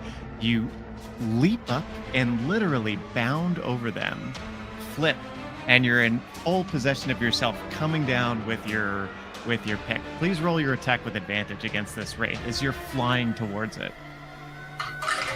Awesome. Oh, I'm very glad I had advantage. That's a gosh, I'm so bad at math. That is a 24 to hit. That hits. And that is, I will get this figured out soon. That's 8 + 6 is 14 damage. 14 damage. And Great. then I can attack again. So your first attack I would guess be with advantage from that flying. right. So come in, your shield connects with this thing, and you bring your pick down into it, and it sinks deeply. It sinks deeply within the creature's shoulder, right? And you can feel some resistance as it pulls through. Then you rip it free, and this cloud of shadow seems to dissipate out from this creature, this wraith. So for my second attack, I'm just gonna kind of do like a spinning attack where I'm like getting some momentum with my war pick. Oh, that's less good. That's a 13 to hit. That 13 hits. Oh, okay, good. And that's 12 damage. 12 damage. Great. Yeah, so you connect again, this time going at where its legs ought to be, although this thing is floating and it doesn't seem to have any legs, just the cloud. Once again, your pick sinks deeply in it and you pull away the cloud of shadows. The whole time the energy, or this mass, this ethereal mass with it, seems to be diminishing as you cut away with your pick. Okay, I'm just going to am I like, is it just me and this guy, or So is there it's any you? other little guys? Yeah, so it's you, or this guy, you, the four shades that were behind you and are between now you and your allies. Okay, I'll stay put. Okay, That's great. my turn. Gron, you're up. How many are near me? 2. One to either side. of you. Gron, almost without even looking, just turns and swings as hard as he can, not caring about aim, but just worried about full force.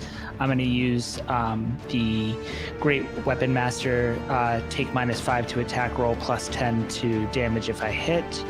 I'm going to swing my Warhammer, and I'm going to burn my inspiration Nice. to attack with advantage. So this is -5, but it's a crit. So I will take that. So that's going to be 27 total bludgeoning. Yeah, so you swing through, and you connect with the first shade, and it dissipates against your mace, and you continue the swing round and bring it into the other one. Both fall in a single swing to your efforts here. All right. I will charge towards the big one. Okay. And again, using the because I got a crit, I can, as a bonus action, attack again. Just a heads up, you're not going to be able to get past your line of dwarves. You're not going to be able to get past your line of dwarves and to this thing without either an athletics check or potentially taking an attack of opportunity from these guys. Okay. Instead, I will cast Spiritual Weapon right next to the big wraith. Mm-hmm. And Spectral Warhammer is going to appear next to him and swings. Does a 24 hit 4 hits, yes, absolutely. for 6 force damage. Okay. All right. And I will move up towards my allies for my movement, though. Yeah, you can get into line with Brug, Hilda, and Drog. Yep. I'll do that then.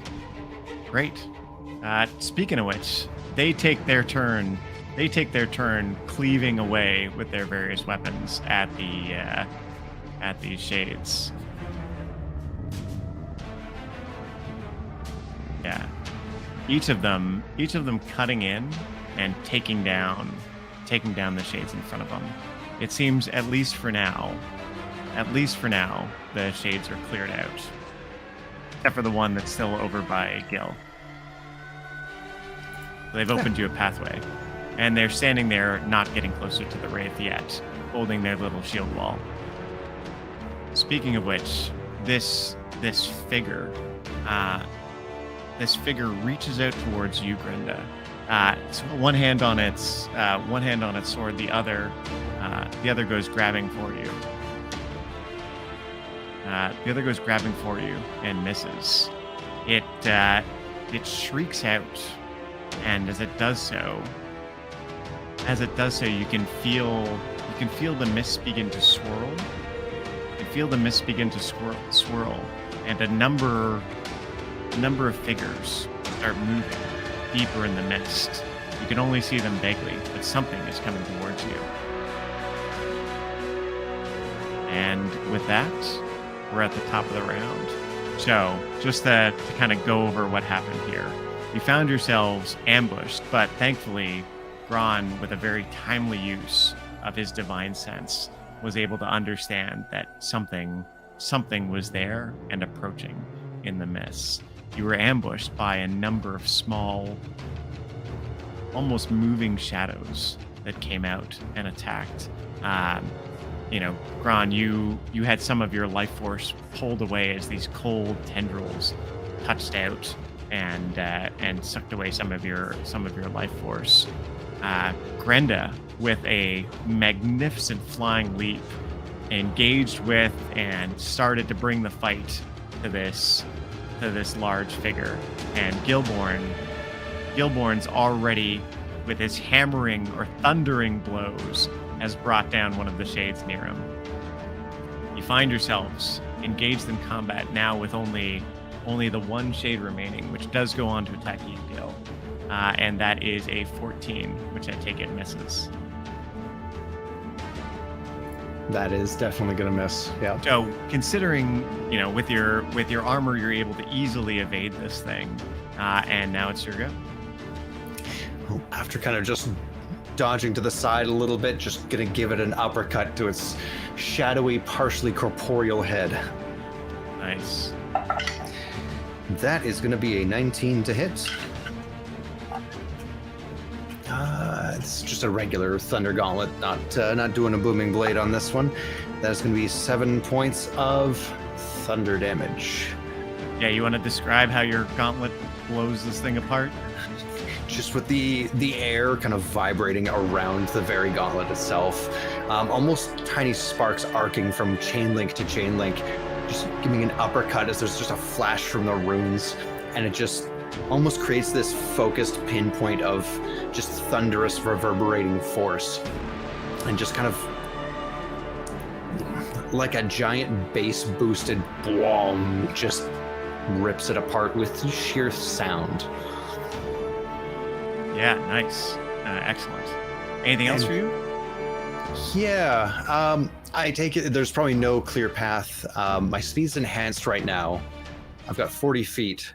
Would I be able to get to the Wraith, or is there a kind of a blockage between me and that? There's that line of, so there's the line of Dwarven warriors now with Gron in it as well, but you can pass through. Okay. Like they will let you pass, especially knowing, these are folks that the have fought enemies with you want- a lot. Yeah. Right. So they can open up the shield wall and give you room to pass.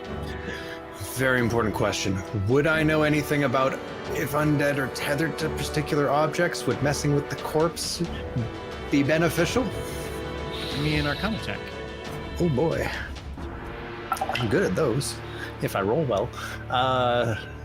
16. It's possible. You're not sure. Okay. Certainly, if you could sanctify it in some way, right? That would be effective, right? And it would be particularly Yeah. vulnerable to it. But whether going over there and like popping it Just with a thunder punching it. strike would help, that's unclear. Yeah. Well, Possible. holy's not my expertise. I think for the safety of the group, I'm just gonna bum rush right to the Wraith. Make way! Just running up to go for just a right hook to him. It's a bonus action for my offhand attack. Nice. Oh, that's the hand that came off too. Oh no. That is okay. 14? 14. Yeah, 14 hits. Oh my god. That is only okay, I rolled pretty well. 7 points of thunder damage. That's 3 7s in a row. Nice. And he has disadvantage on attacks against anyone but me. Nice. Yay me. All right, Grenda. So, there's the big guy, and then there's a few more that No, just there's came up. no more little guys, right? So you can see some Oh, figures okay. moving out in the mist past this large creature, this large ghostly figure, but you don't see anything yet. Right now, you've got Gil to your side. The line behind you is ready and moving to charge forward, and Gron's got your back too. Can I just move around to the other side of this guy to kind of flank him and attack from the backside with my war absolutely. pick? Yeah, so you can move around now. You'll have your back to anything that comes up behind you. Oh well, Okay, we'll cross that bridge when I get there. Yeah. All right. It's a dirty 20, so that hits. 20 is gonna hit. Yeah. Um, You'll probably figure it out by and- now. It's an AC 13, so and that's a 10 damage. 10 damage as your pick sinks in deeply into this figure. It is beginning to look like it's losing some of its essence, or a significant amount of its essence. All right, I'm just gonna do that again. Same thing. So yeah, that's a 22 to hit, Okay, great. and 13 damage. 13 damage. Once again, you hit it. All right, I'm and your just gonna pick sinks in. stay put right there. Right. That second shot, you landed it right in the thing's neck from behind, and you pull away, and you can see the thing beginning to really look like it's losing its substance, right? Like something's wrong with this thing in a fundamental sense, obviously, because it's an unnatural being, but it looks like it's having a harder time maintaining its cohesion. I'm just gonna yell out, "Finish him!" As that happens, Gil, you can see 3 figures come out of the mist, shambling skeletal figures, moving in, and they come up behind come up behind Grenda, and as a group, they begin stabbing at her with their broken weapons. We've got more company.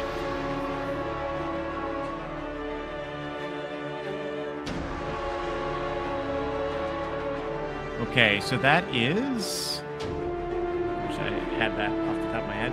That is an 18, or sorry, a 20 to hit. No, my armor class is 21. Oh, nice. So they come in stabbing at you, but they're. Oh wait, sorry. Hold on. Yeah. Okay. They miss. Yeah. So they're coming in and they're stabbing at you, but they're unable to get purchase. You do find yourself surrounded by these things. Grant, you're up. Gron just makes a quick gesture, and his spiritual weapon is going to strike at the Wraith. 18 hits for 5 force damage. Absolutely. And seeing how far am I from Grenda being surrounded by the new 10 feet. incoming 10 feet? Yeah, I'll move over towards them and lash out at the skeletons with my warhammer. Nice. First attack does an 8 hit. Does not. No. Second attack, how about a 16? 16 hits. All right, for 6 bludgeoning damage. Yeah, so it's 12 because your mace or your hammer is so effective on these things, like their old brittle skeletons shatter. And you're able, again, in one sweep, you blow away 2 of these things. In one sweep, you blow away 2 of these things. Got you back, and I'll wait there. All right, great. Your companions move up and begin hacking away. They move up. They form a line around you, Gilborn. So they're giving you some good cover, and they start hacking away on the figure. They get some licks in, but you can tell their weapons aren't particularly effective. Now the Wraith. The Wraith reaches out. In a fury.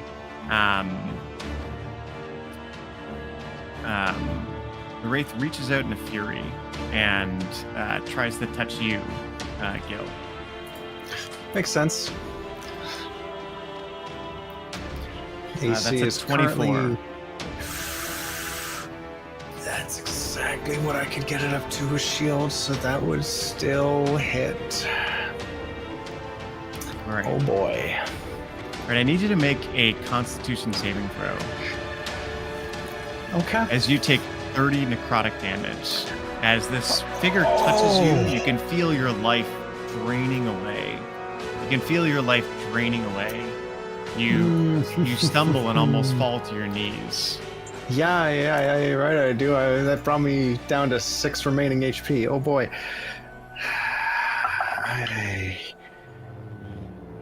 Con save, you said? Yes, please. Haha. 10. Great. Your hit point maximum is reduced. You will not be able to heal. Okay. All right. Oh, yep. Max HP is 6. All right. I feel like a level 1 wizard again. Speaking of which, everyone around this thing, I need you to make a Wisdom saving throw. Including me? Yeah. 18. 10 again. That's a 22. Natural 20. Okay. Gil, you are frozen with fear. You and Brug and Drog are frozen with fear as this thing stands there and hovers over you all. We're gonna fucking die, aren't we? We're gonna fucking die. And with that, we find ourselves once again at the top of the round. So, the first round, y'all were able to absolutely shred these things. Now it seems like the creatures are coming back and more undead are emerging from the mists. Grenda, you were able to absolutely shred this thing, this wraith, but it in turn was able to steal the life of Gil. Gil, your hits were effective, but you seem to have angered the Wraith in a very serious fashion. And Gran, you are continuing your process of wiping away these vile, unnatural undead. And your companions have done good work chopping away at the Wraith. However, as it attacked Gil, it seemed to release an aura of fear that has frozen Brug, Drog, and Gil in their tracks. Gil, you've dropped to your knees and you're just staring on with absolute horror. You're going to be unable to act until the end of your turn. Speaking of which, you sit there frozen in fear. You may try one more time to make that wisdom saving throw. Please. Ooh. I lost that D20. It's gone in the keyboard lands. That's better. 17. 17, you are unfortunately unable to act. You're still frozen in fear. Trenda. Oh goodness. She's just gonna yell out like, "Get your heads about you!" And gosh, what can I do? So this thing is surrounded by your companions, although Gil's looking pretty rough. So you will still get advantage on your attacks. is Gil in combat with He is and he isn't, right? Yeah. He's ineffective at the moment, but he's there. Right in melee. Is it possible for me to drag him away without him getting an attack of opportunity? Absolutely. However, you'd have to move around the Wraith. Sure. Yeah, I mean, any way to do that. I would like to just basically grab him and hoist him over my shoulder and get him away. So you can run over to Gil and grab him and pull him back out of the fray and continue to stand there if you like. That'll act as a grapple, and it'll take up one of your 2 attacks. Okay, I'll do that. And once he's safely behind me, I guess, and I'm effectively standing where he was standing, I will just kind of do another one of those wind-up attacks with my war pick. That's a 20-something, so that hits. And that is 12 damage. 12 damage. The thing is looking rough. It's unlikely it's going to take a lot more blows. Oh, the skeleton by you, however, when you moved, did take an attack of opportunity against you. Okay. So that's a 20, so that misses. Yeah. Okay. So. But there are skellies. There's one. There's one, but you see more figures out in the mist. Now that you're on the far side of the creature, you can see even more emerging out of the mists. Okay. And who else is frozen in fear? Can I tell? Yeah, Brug and Drog. Gosh. Okay. I am just gonna take one last look at Gil and kind of shake him a little bit and say, snap out of it, man. And that's all I can do. I fucking shot myself. We're gonna fucking die. Nice. Awesome. 4 more skeletons emerge out of the mist. 4 more of these skeletal figures emerge out of the mist. And they begin to surround. So 3 of them surround you, Gran, and 2 of them move over to you, Granda. So you get attacked this time for a 23. That does it. Finally. Yeah. You take 2 slashing damage as they cut at you. And for Grun, they miss.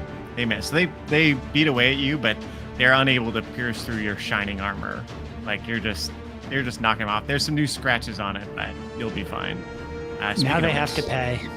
It's your go. Yeah, now they have to pay. They scratched the armor. I mean, getting Gil to shit himself and, taking 30 damage, I could let that slide, but the armor, oh yeah, pure aggression. I'm going to do another one of those don't hold back -5 +10 hits. On the skeletons? Yeah. Nice. That's a 7 hit. 7 does not hit, no. All right, and with my second attack, how about an 8? 8 does not hit, no. Because there's some really bad rolls. Oh no! Just too enraged, just swinging wildly, doesn't manage to connect with any of the skeletons. And then with one sweeping gesture, motions towards the spiritual weapon to attack the Wraith again. Nice. Does a 13 hit? It does, yes. All right, and that's for 4 force damage. Nice. All right. Hilda. Hilda is going to, seeing that her weapon was largely ineffective against the Wraith, is going to reach out and smash the skeletons near you, Ground.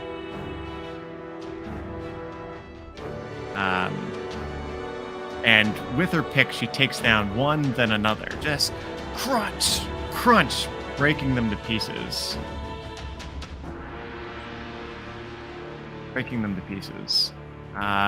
Wraith. So, the Wraith reaches out, seeing an injured and incapacitated Brug, reaches out its hand and tries to touch Brug.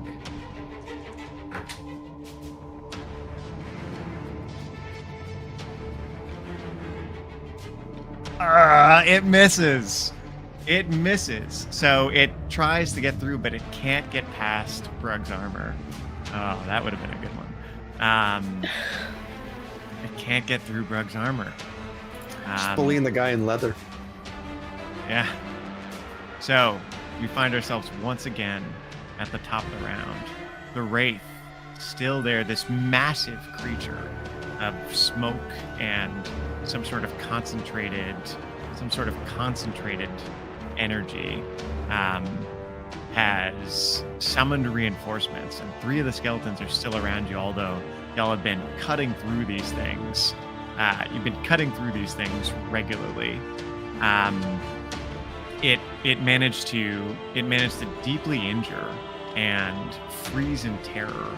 It deeply injured Gil and froze a number of your party in terror. Brenda, Hilda, and Ground, you kept your heads about you, and you've been going in.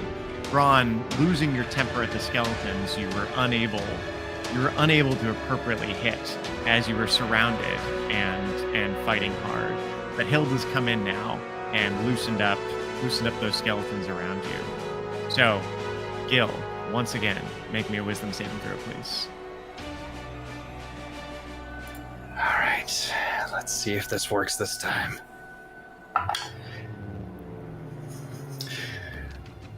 Best I can do is a 4. No dice. Oh no! What if I send you $20? You got PayPal? Can I buy the DLC where I don't die? Unfortunately not, Gil. That is a Patreon reward in the future, though. Ooh, you hear that? You guys should check out the Patreon. Brenda, where are we at? Oh no. Okay, so the skellies are dead. Is that correct? No. Or is So there there's one still left? there's still 2 around you. Okay, Still 2 2 around you, me. actively going. I'm not super worried about them though. I'm more worried about Gil and about the Wraith. Does the Wraith look like It looks he's bad. hurting? It looks bad. Okay. You've been chipping away at this thing, and you can see that it barely looks there anymore. Literally, you think another with good my swing, pick. you might be able to get it. Okay, yeah, I'm going to take Skull Splitter, and since I'm pretty short and I don't think I can actually come down to split the skull, I will try to and swing up and try to like come up from underneath. And okay, that's good. That's a 19 to hit, so that hits. And that's max damage. So max damage. You'd think I would be able to remember this. That's 14 damage. 14 damage. So you bend the thing over. As you hit it in the gut, right? Like it bends over. It bends over, deeply injured. Now skull ripe for splitting. Give me another swing. Skull splitter for the win. Oh my gosh, 13. Is that its armor class? Does that hit? Oh, okay. And that is 11 points of damage. Your pick sinks deeply into this thing's head, knocking the incorporeal crown ringing onto the ground as the creature dissipates in a wisp of shadowy smoke. I'll just let out like a battle cry, and yeah, that's my turn. All right. A skeleton moves in to attack Ron and misses, and one attacks Brenda. And misses, or sorry, two of them come in and start stabbing at Brenda, but they all miss. Gron, it's your go. So there's how many skeletons left? There are 3, 1 near you and 2 over by Grenda. I'm going to motion for the spiritual weapon to move towards one that's near Grenda. And does 21 hit? 21 absolutely hits, yes. For 5 force damage. Yeah, you destroy one of the ones near Grenda. And then I will attack the one near me for a nat 1. So a miss, but with my second attack, it's 20. Yeah, so you stumble a bit as you swing the first time, but are able to quickly recover and swing a second time. And that's for 7 bludgeoning. Great. Yeah, you destroy it. Like, it blows to pieces as you get it. Your companions make quick work of the others, make quick work of the last skeleton, and your line reforms. And as you do so, there are more. You can hear it in the mist. More of these figures moving towards you. You have to think quickly about what to do next, but we'll find out after a short break.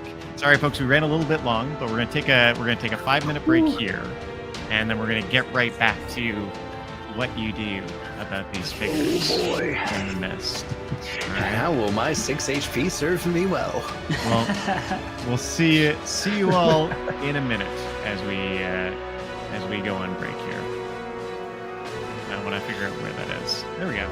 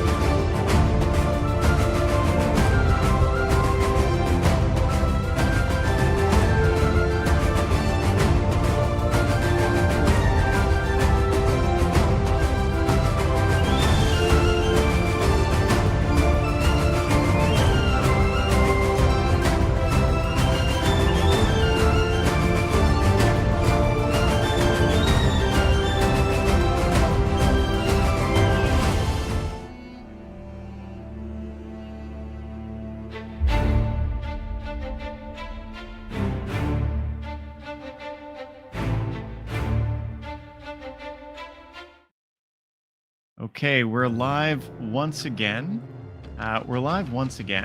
So you find yourselves a brief moment of respite. The thing is down, this wraith. The skeletons around you have been dropped back, but you can hear rattling out in the mists. With where you're at, you can head out into the Barrowlands. You can go looking back for that marker that you came from, or you can head further out into the mists. But you know that staying here seems to be, well, not necessarily inadvisable. Like, it's a relatively defensible position, but it sounds like there's a lot of stuff moving out there in the Barrows. What would you like to do? Gron's gonna look back quickly into the sarcophagus and grab the sword. Yeah. The ornate sword, and kind of just like fix it to his belt really quick. So it's a big two-handed sword, right? So this is something that was used by this 8-foot tall plus creature as a two-handed weapon.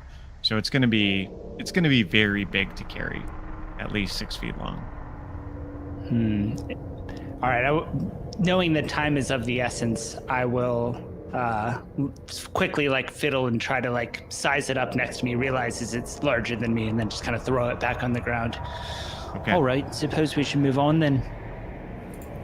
Grinda will go over to Gil. What happened to you? You all right? No. I don't think so. Oh, I feel like I got run over by about a dozen horses, and somebody shit in my pants. Poor me. She cocks her head. Okay. You need help or anything? Yeah, I wouldn't say no. She just looks around. Does anyone like have any way to help him? I'll Gron, as the sword clatters to the floor, realizes this conversation happening. Is oh right then, and walks over, and I'm gonna I'll cast Cure Wounds. Okay. So you cast your spell on Gil, but it seems to have no effect. Gil's injuries cannot be healed. Well, At least not in this way. There's something more fundamentally wrong with him at this moment. At the same time, you notice that Hilda, Brug, and Drog have all gone up towards the entrance to this barrow and are setting up themselves, like ducked down, hiding behind their shields, and they've pulled out their little hand crossbows, and they're watching out into the dark, occasionally firing off a crossbow or two at whatever's out there. So you have some time here in the barrow while your men hold the line, your soldiers hold the line. But you'll have to address something or go out there and help fight soon. Should we fall back? Not on my account.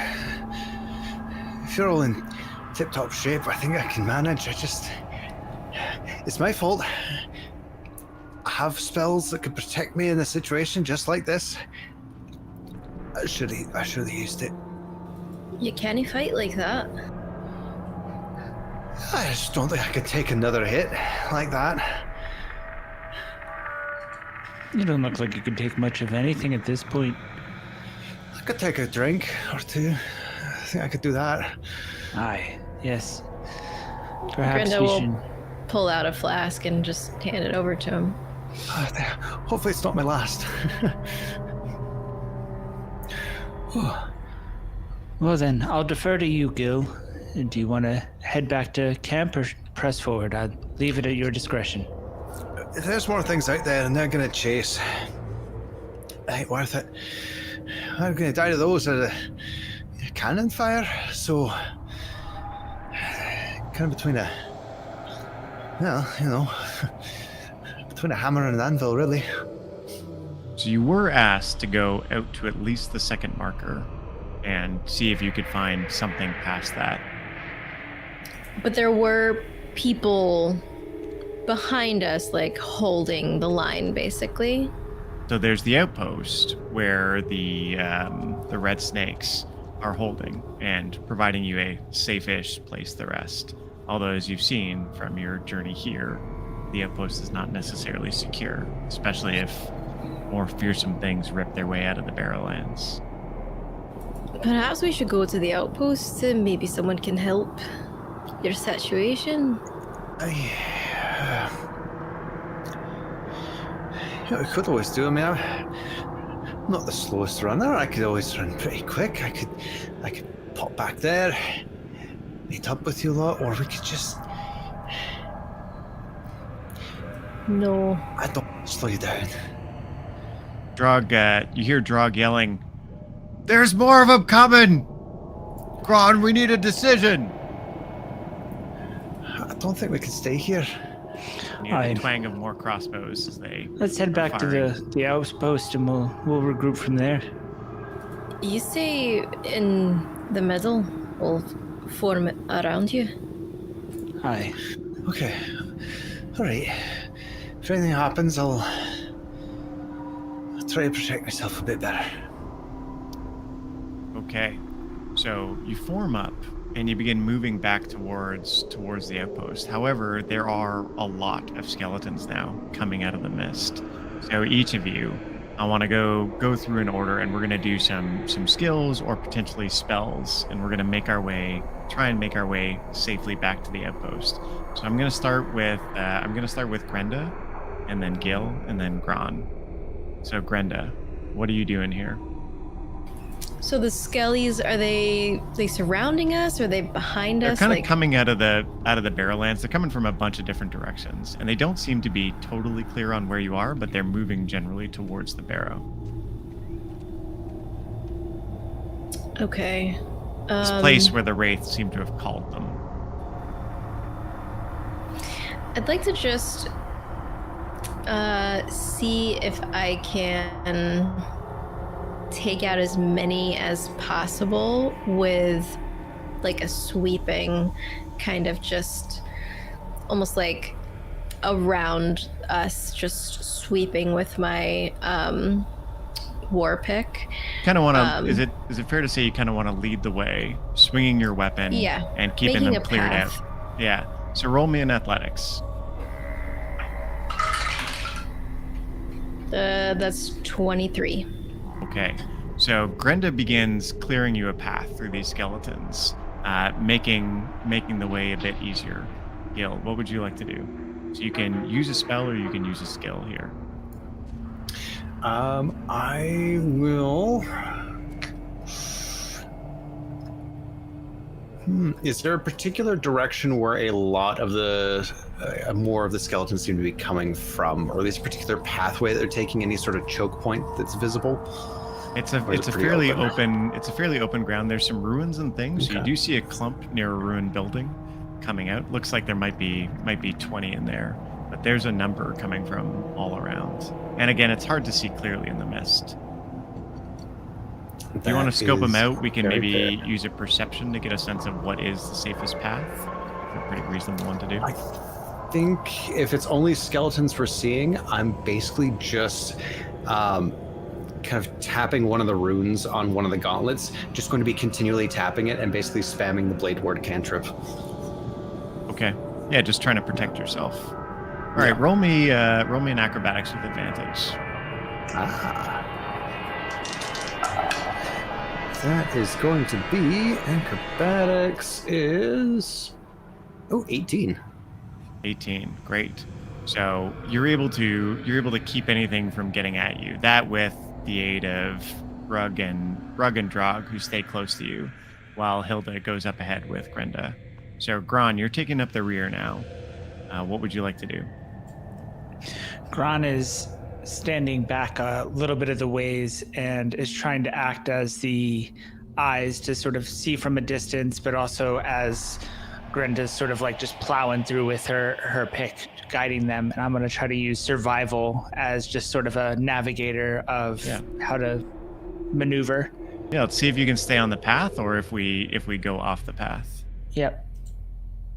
10 10. Okay. So give me just 1 second. with my +4. Oh no. All right. Yeah, you're able to navigate. You're able to navigate through. You're able to navigate through, and you do find that you've gone significantly off the trail. Right? You pass one of the large barrows and a field of bones. However, you see that you are at the edge of the Barrowland, and the outpost is on the hill up above you. Uh-oh. All right. So you're then. now well off the marked trail, but you're getting ready to get out of the mists. Brenda, what would you like to do? And each of you, before or after you act, I'm going to ask you to roll a d6. Oh no, I don't like the sound of that. Okay, so we're off the path. We are in potentially danger zone. I will proceed with caution, trying to see if there are any traps along the route, but I think I'm just gonna try to clear a path to the outpost. I'd like you to find a skill other than athletics or survival. Sure. But could I percept? You can look for signs of traps. Absolutely, it's going to be Okay. hard as there hasn't been any clear indicator of the trap so far. So your Okay. DC is 20 for this. Oh boy. You can lead the way. So if you set something off, I rolled a natural 20 oh, for Oh, 22. saving everyone's life. I should, if I would have been being smart, I should have used my inspiration, but No need. Well, no yeah. need.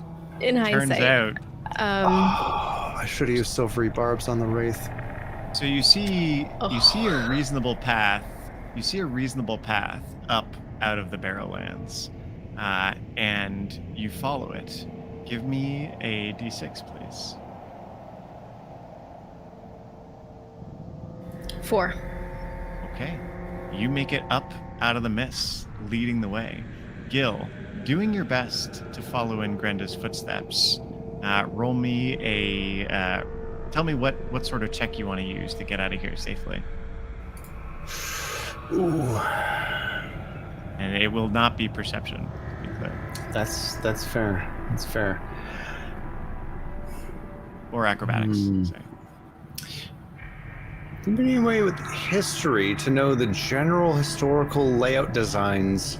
I guess a combination of that and Mason's tools, possibly. Mason's To know tools. the general layout I'll take of Mason's tools. of a burial area like this to find what typically the least restrictive path would be. Okay.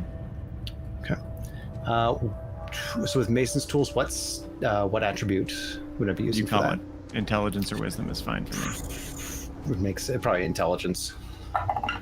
That's okay. Dice, you're going to jail. That is a 10. No, Okay. no, 12. There we Roll go. me, That's math. roll me a d6. So you are not deftly picking a path. You stumble over some loose bricks. Ooh, that's a 4. Okay. Okay. You stumble over some loose bricks, and they slide down. You trip and go to one knee, but nothing explodes around you, and nothing comes out at you. Oh my god. Drog and Brug, however, who are right beside you.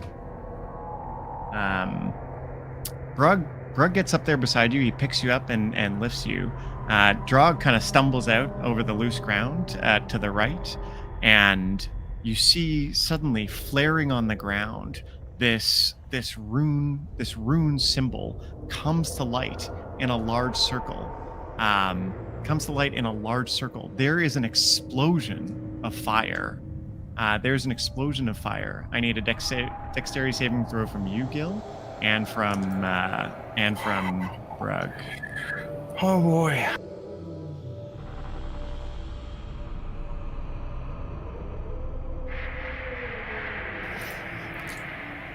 Awesome. 5. My dice hate me today. That's a 5. No, Gil, no. Okay. Gil, you take 19 fire damage along Things with are looking bad for old Gil. I'm unconscious. along with Drog. As he is badly burned. Gil goes all the way Collapses, just down. rolling. Yeah. Yeah. He falls. Brug grabs him and puts him over his shoulders and tries to stumble forward.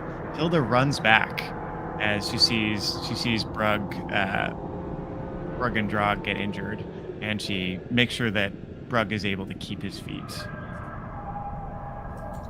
Can I do my skill? Please, yeah. I'm going to use intimidation to yell at them, essentially being like, all right, now we don't leave our own for dead, and next it'll be you out there. Now get your act together and let's get back to safety. Nice. Yeah, great. Just try to use the dad voice. 18. For Yeah, they get intimidation. motivated, and the group of you, with Gil unconscious on Brug's shoulders, make it out to the outpost. You can see the group of 8 red serpent mercenaries standing there looking out and seeing you coming out from the wrong path. One of them waves you in, and you're able to get inside. Gil, I'm not going to make you do any death saving throws because I assume Gron's going to give a little healing. Yeah. Okay. Yeah. Because that would only take like a little bit of time as we get them to safety. And I'm just going to lay on hands first for just one, just to see if it takes this time. It does. So just a little tap to see if he comes back to life. It does. And then I'll spend another... At this point, I'm just going to burn through all of it. I'm just going to spend 25 healing on Gil, Gil there. Yep. Gil, you're only able to take up to your new hit point Up to maximum, 6. which I believe is 6. Yeah. So I take an additional 5. Yeah. my Gron, the max rest of it HP is 6. isn't going to be wasted from your lay on hands. Like, you can tell when you can't heal anymore. Okay. Drog is fairly badly burned. Okay. I'll spend another 5 on him. Does it seem to take? It helps, yeah. Yeah, absolutely. All right. In that case, I'll spend whatever he needs to top. Actually, I'm going to spend 4 on myself. Okay. Priorities here. So that's 4 on me, 6 on Gil, and then whatever's left, the other 15, I guess, up to 15 on Brug there. Okay. You've got 1 left on Drog.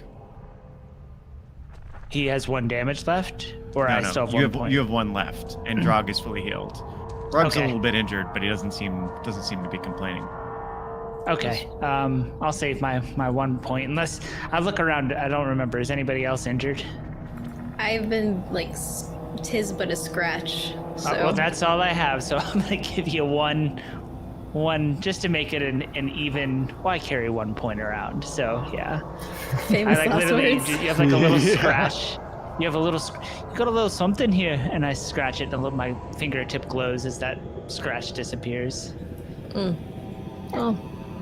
thank you. You see Captain Zhang, and he looks at you and goes, I take it you had an interesting first trip into the Barrows. I know you might be thinking this pretty funny, but I honestly could have used a navigator out there, and kind of gestures towards the part where they came up that wasn't the path. I saw the light show. It's never a good sign when the wards are activated. Some wraiths and skeletons in the first burrow there, and it looks like a rune that was over there, but at least we're all still here. Indeed. That is better than most first trips out into the mist. And I look towards Gil. How are you feeling? Oh, about as good as could be expected. Yeah, Gil looks like crap. Like, so you can see under his skin, he's pale. You can see veins under his skin. Many that have turned almost black on his neck and face. He's worse for wear. Grinda will just say to the red snake, I forgot what his name was. Zhang. Captain Zhang. Are you familiar with this ailment? He's not healing like he should. He looks over at Gil. I cannot say I have seen this exact effect. Some of the creatures, they seem to take something from inside you. He looks badly afflicted with that. At least it didn't take my good looks. Just my life. It could be much worse. A few of our folk have found the blood parasites, and they are much more vicious. There's blood parasites out there too. Okay, fine. Sounds like I cut off easy. Do you have any folk who can deal with this? Can he go out like this? He looks over at the young woman not carrying weapons. Lara, is there anything you could do for our companion? And she looks over and she begins trying some things. And after performing a quick ritual, so it takes a few minutes as you sit there, she shakes her head. She goes, "No, Captain. I cannot help. Maybe you need only time. Maybe you will not heal. I am not sure." Well, let's hope it's not that situation. That would be less than ideal. He still walks. And you're still very funny. So, you have that. I pride myself on that, thank you. Sorry about us getting lost on the way back. No, my eyes weren't on the road. I was distracted. I can't help but feel that's partially my fault, though. Wouldn't have had to turn back if it weren't for me. Well, if time is what we need, then I suppose heading back to the camp might be in your best interest. I don't think that you can take another trip out there like that. It's not something I'd risk. No, too A long one. risky. It'd be a pretty quick fucking trip. Zhang looks over at you and he goes, "The Magi will not be pleased if we come back before the second marker." Well, nobody excused you, Zhang. I said he could head back. I didn't mention what you and I would be doing now, did I? Indeed. Would you like me to send some men to take your friend back? I'll look to Gil. Perhaps you head back to the camp, take a rest, and we'll try to make it quickly to the second burrow and come right back. Well, there's a lot of people right here.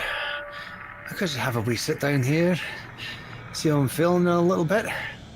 You know, worst case, if things start to go bad, then, it's not too long of a jaunt back.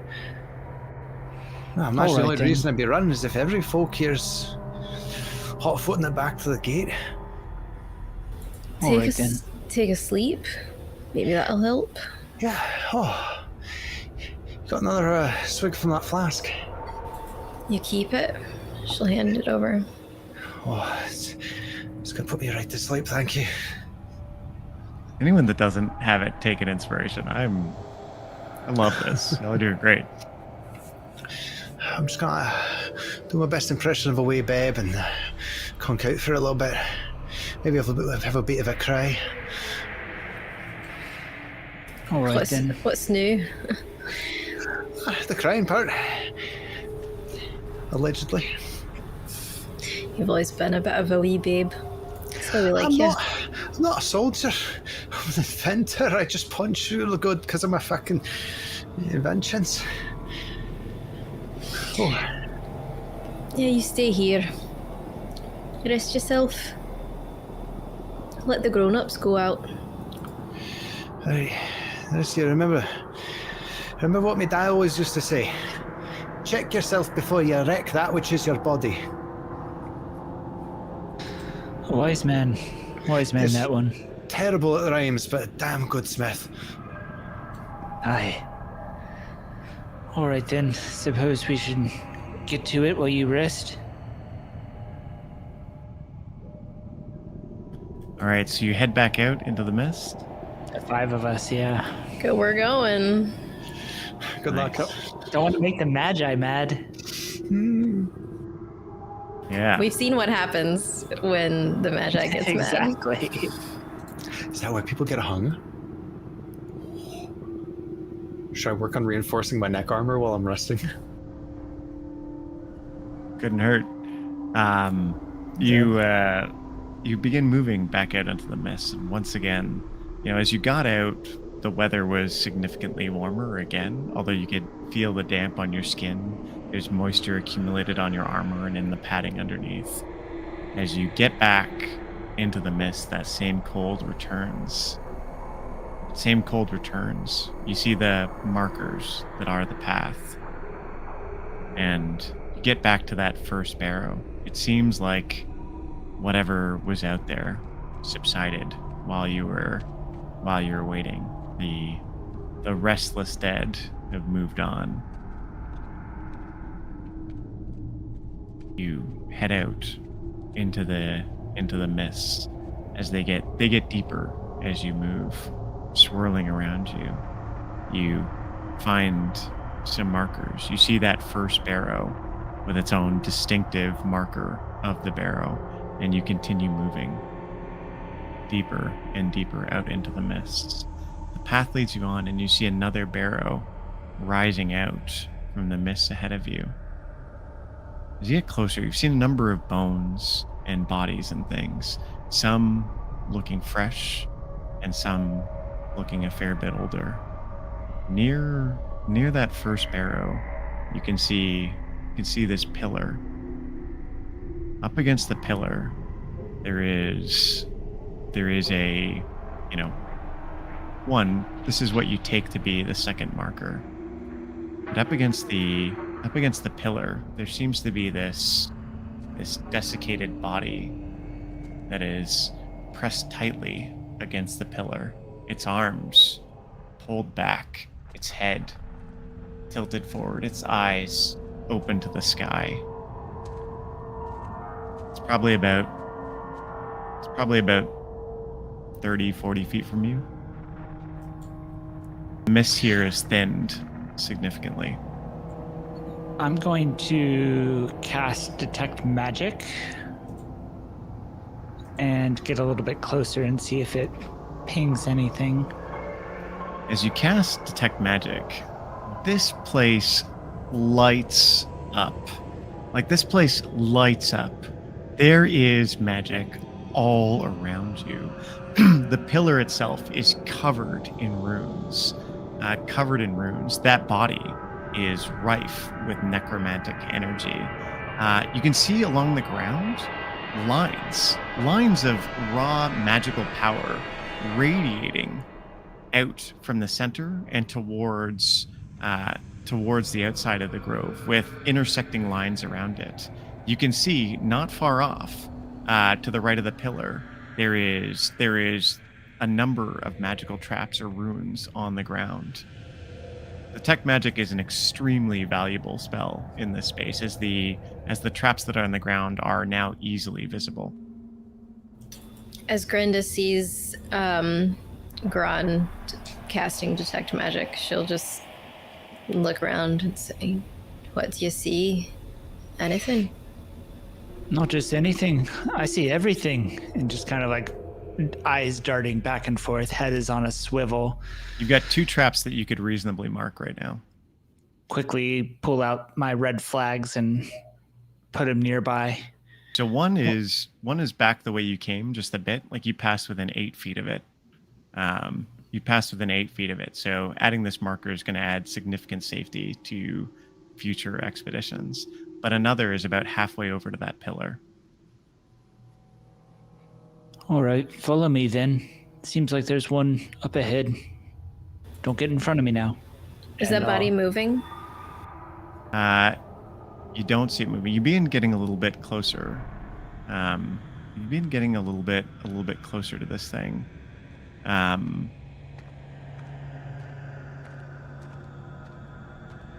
Yeah.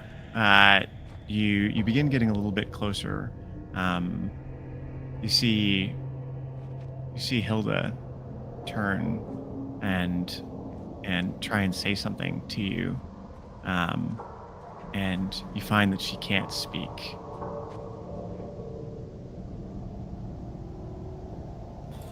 What? Do I hear the shuffle of my armor as I move, or is You do, and now Okay. that you're thinking about it, every one of you is having a little trouble breathing. You're now almost to the marker. I'm gonna trust in my dwarven constitution and try to press on a little bit further towards the marker, or towards the trap? Towards the trap. So you're close enough to plant your marker if you want. Absolutely. Hilda begins looking around much more nervous. You place the marker. Tap, tap, tap. Place the marker. And again, you can hear it. Now all of you find that your breathing is labored. The air has gotten extremely thin. Hilda is speaking only in little gasps.